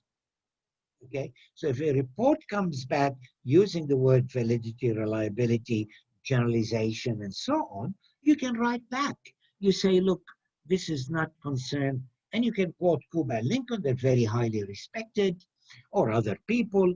It's not a value in qualitative research, but credibility is, and that's how I achieve it, and so on. So I don't think there are specific criteria for it. Thank you so Is much, that, sir. is that okay?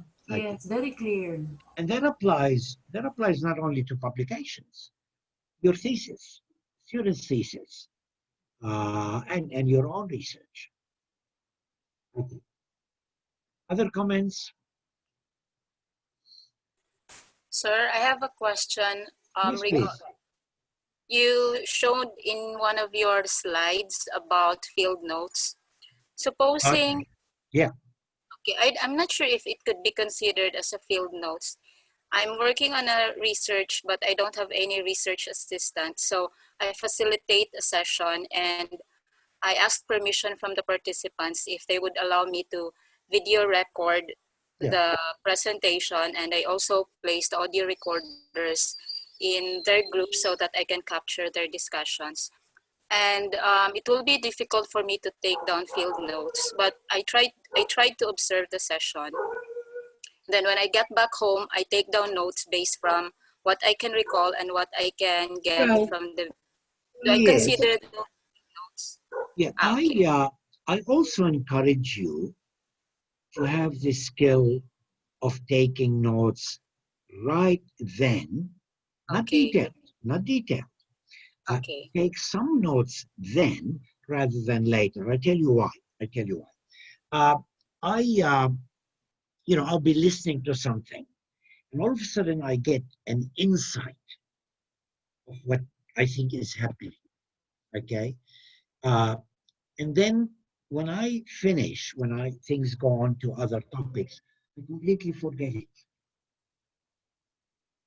Okay, it's like waking up in the morning and saying, "Oh, that was a good dream." 10 minutes later, it's gone. So what I do when I'm doing research is always have a piece of paper with me. And if something happened, I just write one or two words. Okay? Because I've got a tape recorder and maybe I have a video and I have all of those things happen, but that piece of paper to highlight things that I observed is very, very valuable. Now, it could be wrong observation. I may change my mind later, but at least there is a record of that fleeting moment. So I think for that, field notes are useful. Thank you, sir.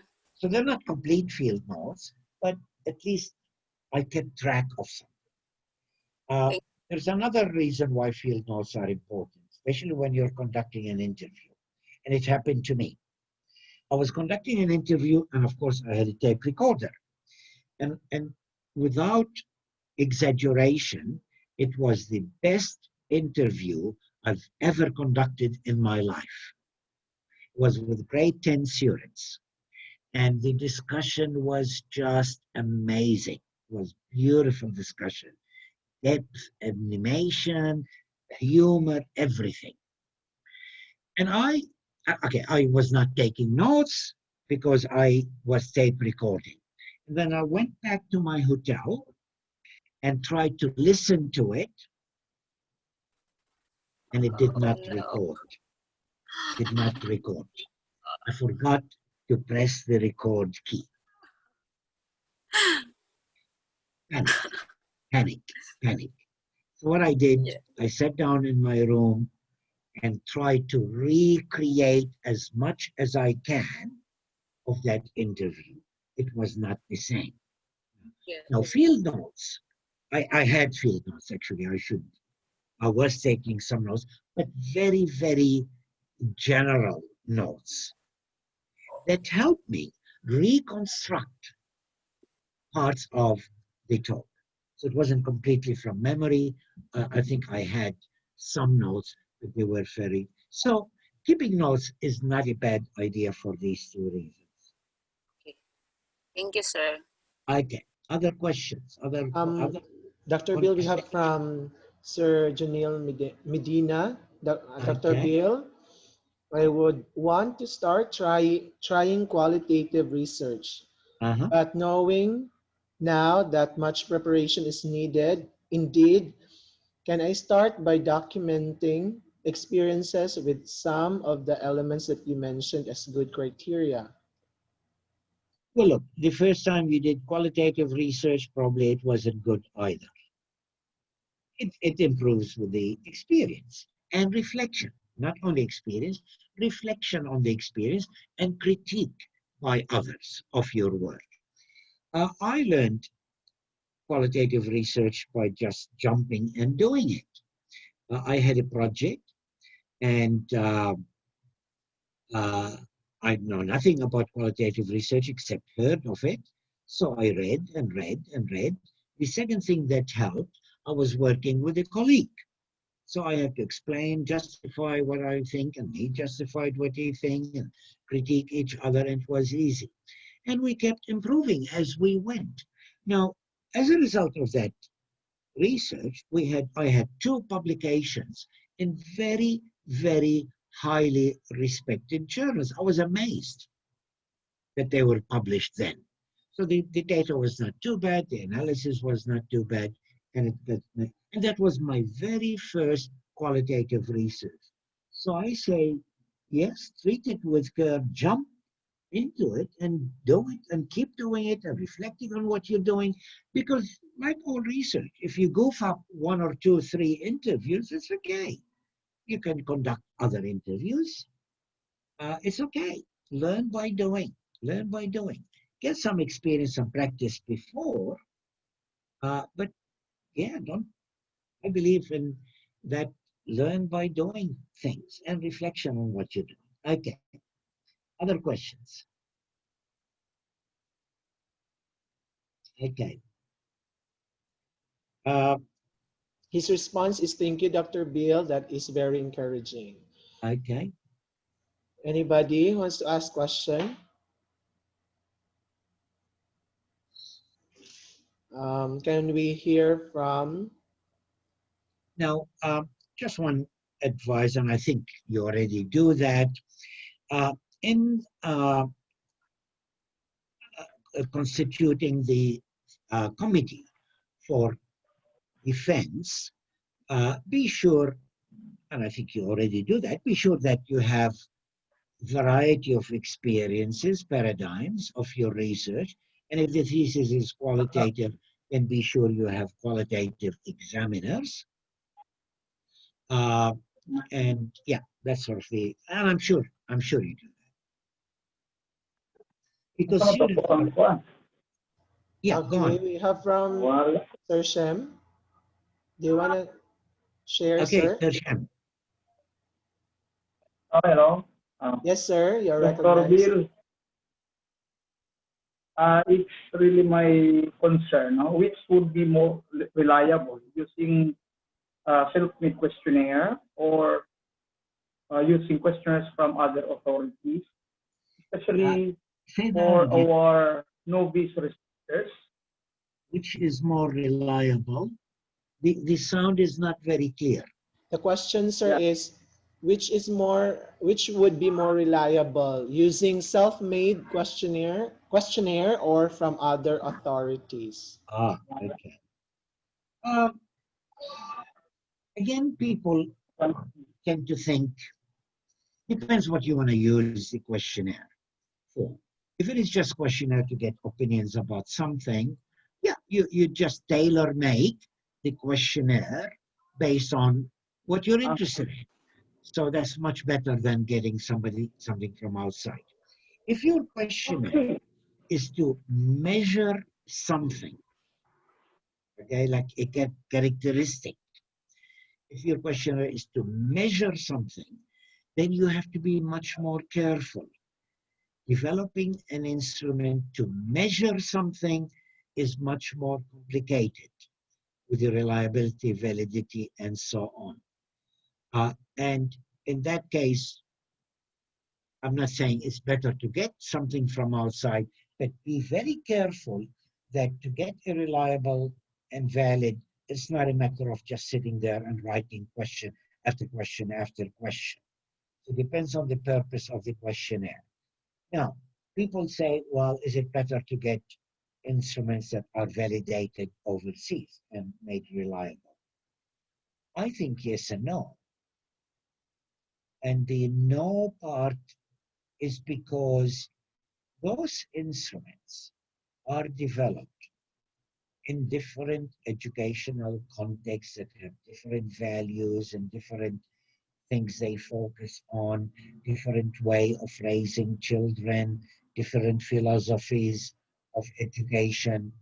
And to assume that those same items are valid for Filipino population is a big task. And according to me, it is done for convenience and people get away with it, and many qualitative research. That's why I'm not a quantitative researcher. So maybe you need to ask that question. You heard my answer from the perspective of a qualitative researcher. Maybe you need to ask that question from other people and see what they say. That's my perspective. Janelle, raise her hand. Okay, thank you. Thank you. Thank you, Dr. Bill. That's a clap, Sir Dr. Oh, Bill. this is a clap. Oh, Yes, right. po. Okay, thank you. Thank you for vote of confidence. Actually, I don't have the raise hand on my computer as a host. Okay. Yes, sir. No more questions? Question, Dr. Bill. Yeah. Does a qualitative research depend or rely on the established theories, or could it have a very short or few theories? Because based on our situation, we can have few references in the Parkland area, but we can even interview directly to the people we're in. Could it rely, does a qualitative research depend on the established theories? Sir Joe Ruel, for some reason the quality of the sound is not clear here. Okay, I Hear think it. what Sir Shem is asking is that if qualitative research is established on a certain theory, is it correct, sir? Yes, po. Yes, po. Okay, if the qualitative research will be based on an established theory. Okay. All right. Yes, the opinions are divided on that. Years ago, I read an article that every qualitative research should be based on an explicit theory. It should have very well articulated theory. Other people like grounded research would say, no, that's not helpful at all. You should develop the theory from the data. So you should be atheoretical at the beginning. And then there are many people in between these two extremes. You can have action research without articulated one particular theory, and you can have very, very, embedded research in a particular theory or anywhere in between, really. Does that answer your question? Yes, thank you. Thank you. Okay. Sir Bill, I would like to make a follow-up question to Sir Shem's question. Okay. I have read also the same things that you said. There are some researchers who say that you should have a theory. The other said you should have none.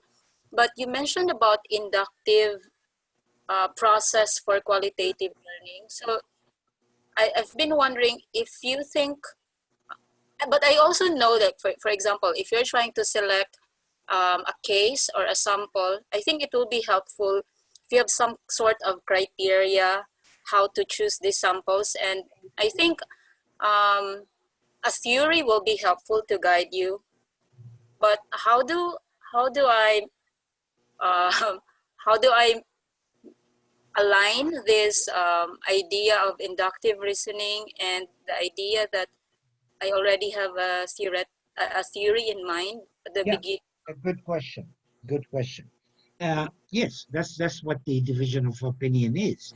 Some people say if you have a theory, you use that theory to illuminate the phenomena, but you're really not generating new knowledge, a new theory. You're just using that theory to explain a particular phenomena, which may be useful, but you're not generating deep understanding that will increase our general theoretical knowledge. So that's why the grounded theory would say you should not have a theory. So yes, if you have a theory, most probably you see what the theory says, okay, rather than generate new theories. Sometimes you get knowledge to modify the theory, but it doesn't happen very much. But with good researchers, it may. So yeah, that's a dilemma. That's a dilemma. And qualitative research differ from each other in terms of how based they are on a theory and how much contribution to a theory they do. So there is a range of it.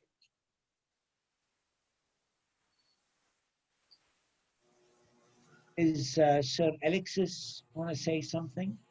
Yes, sir. Good morning. Good morning. I'm also doing my research right now, sir, and I need to do observations among teachers and students. But because of the pandemic, we are in online approach or modular approach. So I just want to ask, sir, if you can suggest or share your thoughts on how can we gather rich qualitative data in this kind of setup, sir. Yeah, yeah. Very good question. Very good question. The problem is very few people have much experience in that. Everything that's happening around teaching and research and meetings, decision making, everything is new. So there are no, developed wisdom out of that. We need to adjust. We need to adapt very quickly about this. And whether something is not as good as face-to-face, but it's the only way available, we've got to do it. We've got to do it. Same thing with research. Okay, maybe face-to-face is best. Have a cup of coffee with somebody and laughing and walking around and socializing, that is best. But it's not possible. So what do? We don't do research. So it's not a matter of better or worse, the matter of how can I do it better? How can I do it better?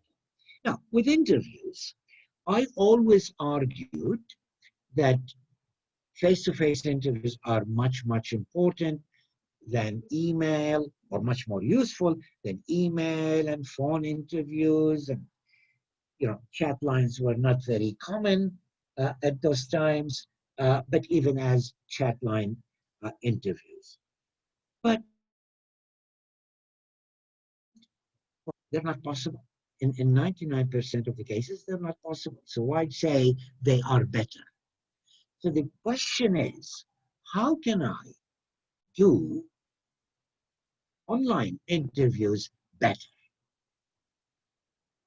Comparing them with face-to-face is immaterial. I don't care about that. All I care is about how do I make it better. Now, there's not literature about that, but many of the suggestions of how to do face-to-face interviews can apply to online as well. And if they don't, you cannot do them. That's fine. But things like gaining the trust of the people, make them relax, recording, asking simple questions first, waiting for them to respond. All of these can be done online as well. And that's the only thing available. So let's do it. And if there are problems, we write about them in our study.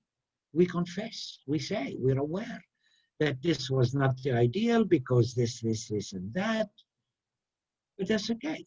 I think, if I think about it, there are a lot of advantages for face-to-face, sorry, for online interviews as well. You're not distracted by colleagues coming in, external noise, and you're, just giving all your attention to that one person. So there are some advantages. And people feel maybe less intimidated online, I don't know, maybe. So the short answer is, we don't know. We've never had to do this before. Now all of a sudden, all of us have to do it. Okay. All right. There is one Thank you, other sir. section I'm going to do very, very quickly, but 2 minutes break to get a glass of water, and we will be back.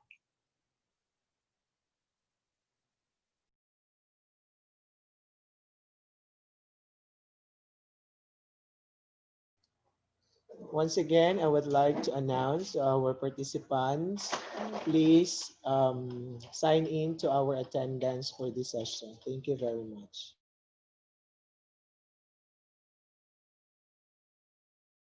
Also, please be mindful of your consultation time this afternoon if it is your turn today to consult our speaker.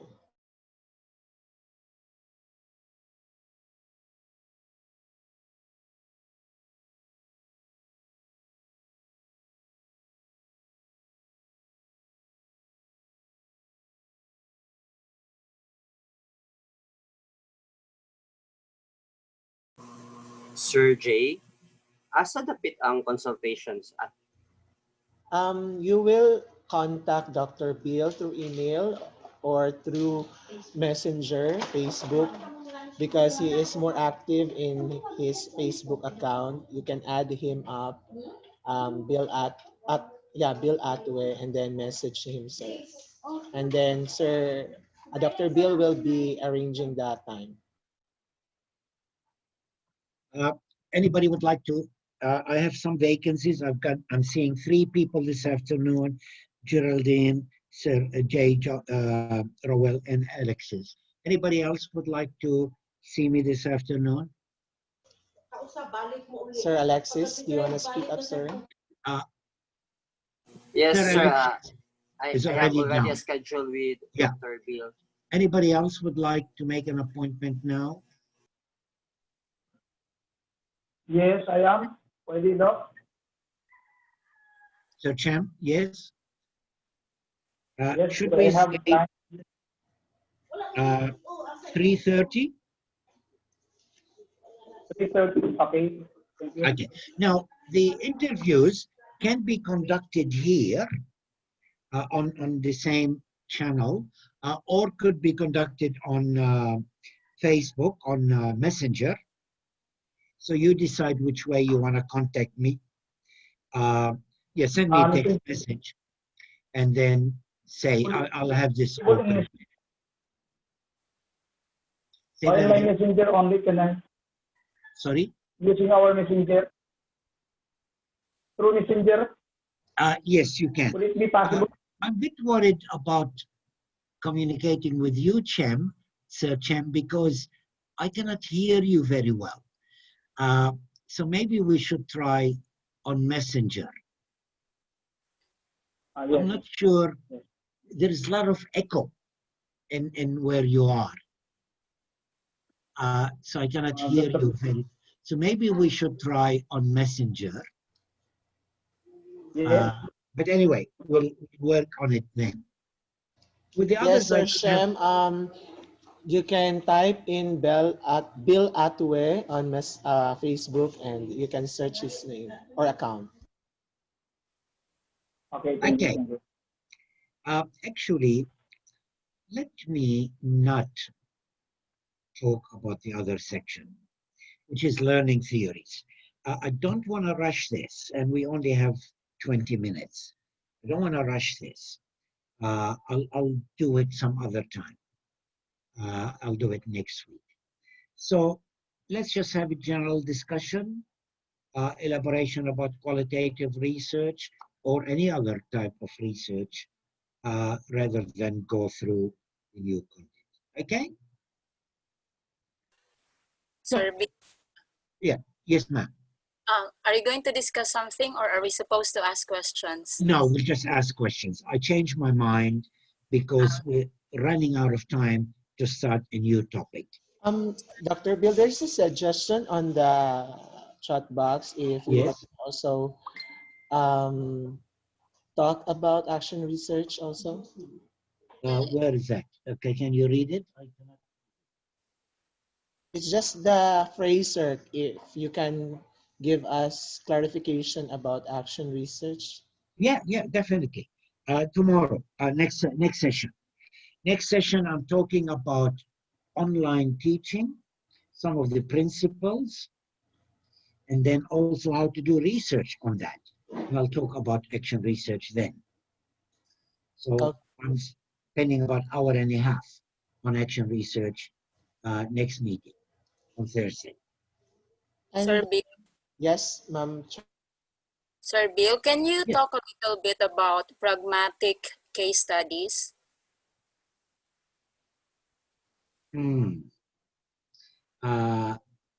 No.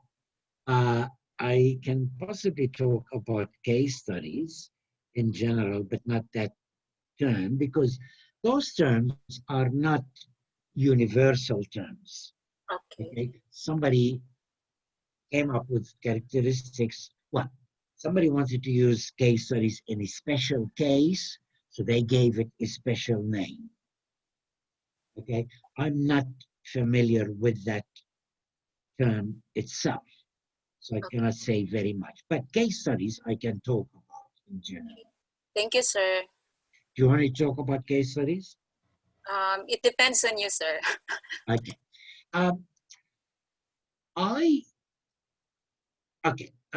be very brief and then ask you to write to me asking for a paper that I can forward to you. Case studies is not very well defined. There are many authors that have written about case study, and they differ in their views. Some of them use case studies very much with the traditional positivist scientific method. And Yen, Y-E-N, I think his name is, illustrate that. And some people write about case studies from very critical perspective, and there's anything in between. So when people talk about case studies, they're talking about different things. In general, a case study is a limited group or individual that have some characteristic in common. It could be one class, it could be one school, it could be one community, it could be one person. So what constitutes and how many people in a case study is not very clear.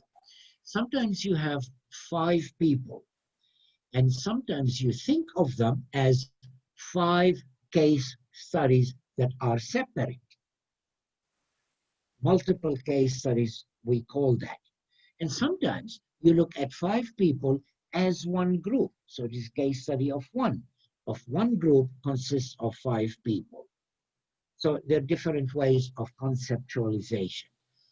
Basically, it's one group or a group of one individuals that have some characteristic in common. The instruments measured are varied, okay? Most of the instruments, all the instruments in qualitative research are possible to use, but even some quantitative research. Case study does not mean qualitative research. Okay. One area that uses the case study the most, you know what it is? Medicine? Medicine. Exactly. Now, part of it may be qualitative, but it's also quantitative, very quantitative. Why do they do that in medicine? Because, for example, you may study as much research as you can on diabetes, and then other studies on high blood pressure, other studies about depression, other studies about poverty. Now, how do these all fields interact with each other? So medical researchers said, well, let me take one person and study everything about that person. Socioeconomic background and diabetes and high blood pressure and whatever else, okay, to see how all of these factors interact in one person. And I think we need to do that in education. Because in education, when we look at the effect of effect of attitudes on achievement, we forget about everything else. And then we move to something else. But we know all of those interact in one person. So there is room for case studies based on that. There are other justifications as well. Now, case study can be can be, let me start the sentence in the other way. Actual research could be considered as a special case of case study because it is one group. I'm studying that one group, but it has its own aims and differences. Ethnographic research could be thought as a case study of one group. So the problem in qualitative research is this describing your research, because a lot of times you can conceptualize the same project as case study, as actual research, as this, as that. And sometimes you cannot find the name. It doesn't matter. You just call it qualitative research. The name does not matter. What matters is how you design it, how you describe what you have done and describe what you have found out. So calling something a case study does not add anything to it. It's important to describe what you've done, how you selected, how you collected the data, and so on and so forth. A name is just an identifier what type of research that you're doing. Okay? So, sir, your focus, for example, if you're conducting a case study, when you do interview, you're trying to do the interview to collect data to understand an entire phenomenon, for example, like the case of the health of a person. But when you think about, let's say, phenomenology or these studies, because one of my classmates said he's studying phenomenology and it's about learning from the lived experience of the person. So I'm trying to connect it to the paradigms that you've mentioned earlier. So for phenomenology is more like the interpretivist framework or paradigm. Yes. But when I talk about case study, it's more like all of those paradigms together, because I can collect data from the traditional, like for example, if I talk about certain objective concerns, but I can also ask the person what is his reality about a certain experience or a certain event, but then I can connect. Is that it? Am I right or confused? Sort of. The way I put it, you said case study combines all of those. I would put it slightly different. I would say you can do case study in the traditional paradigm, you can do case study in the interpretive paradigm, or you can do case study in the critical paradigm. Then I can There'll collect be data. different. There'll be different case studies. Oh, okay. But And as a then, methodology, it could be used in all three. You're right. okay. Now, Okay. if you write to me, remind me later, either on Facebook or email, to ask for a paper on case study. I like that paper because it discusses three authors, and I might discuss this on next week. It discusses three authors, Yen, Raya Miriam, and and Say. Do I you know think that paper? yes, sir, I've read that. Oh, I think that's a good paper. Yeah, but Just discuss the variety of perspectives on case study.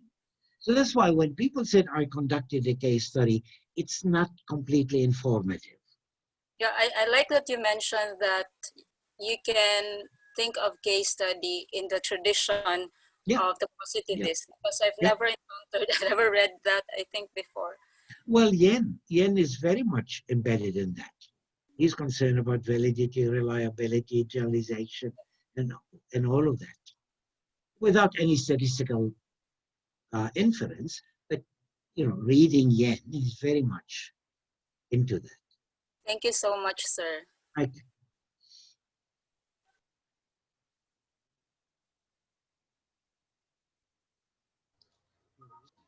All right. There is also another comment from Dr. Angeline Dinoro. She said if you could talk about learning theories. Is that what you mean, Ma'am Angeline?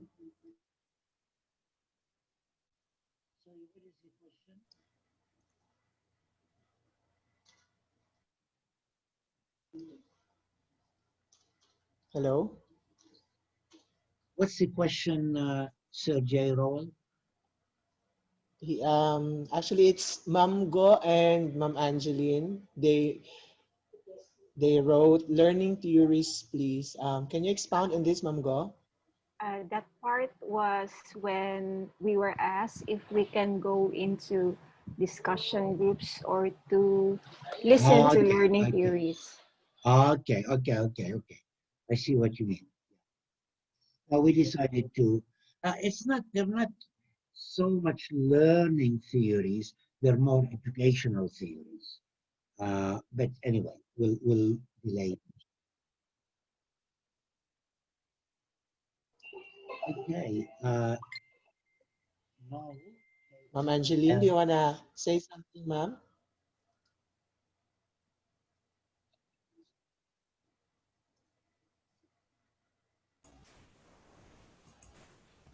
Sir Jay, Yes, ma'am. unfortunately, her connection is not stable. My connection? No, Ma'am Angeline's Okay. connection is not It's okay. stable. Okay, it's already 12 noon. And do you have other questions?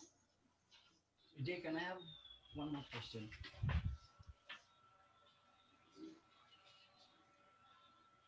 I'm from Ma'am Rizalina Gomez, online teaching, and then how to go about action research related to it.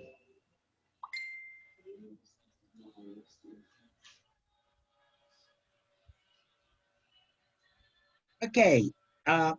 Because we're starting at 1 with the consultations, I think we will bring this to a close. Now there is in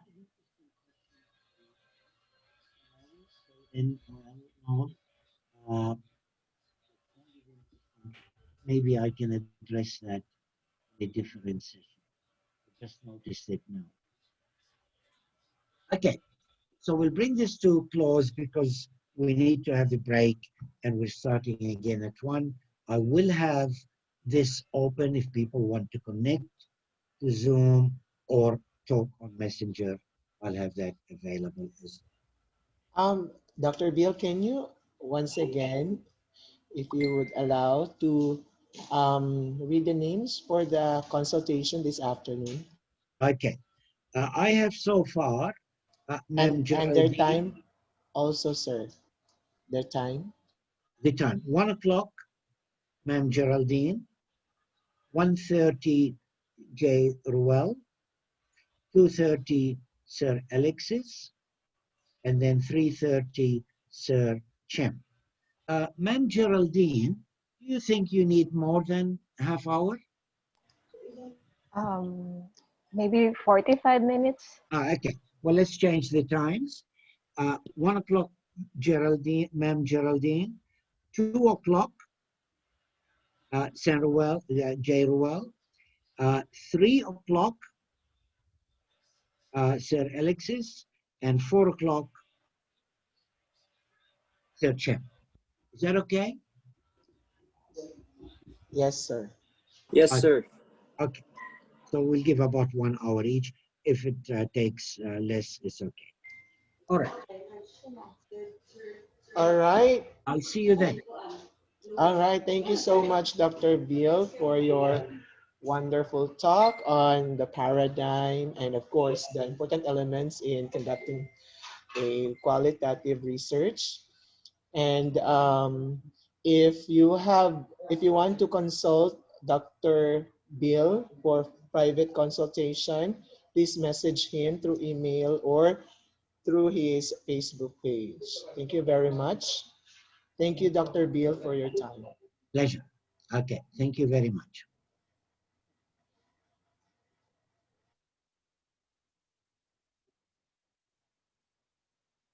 All right, everyone, we will have our lunch break.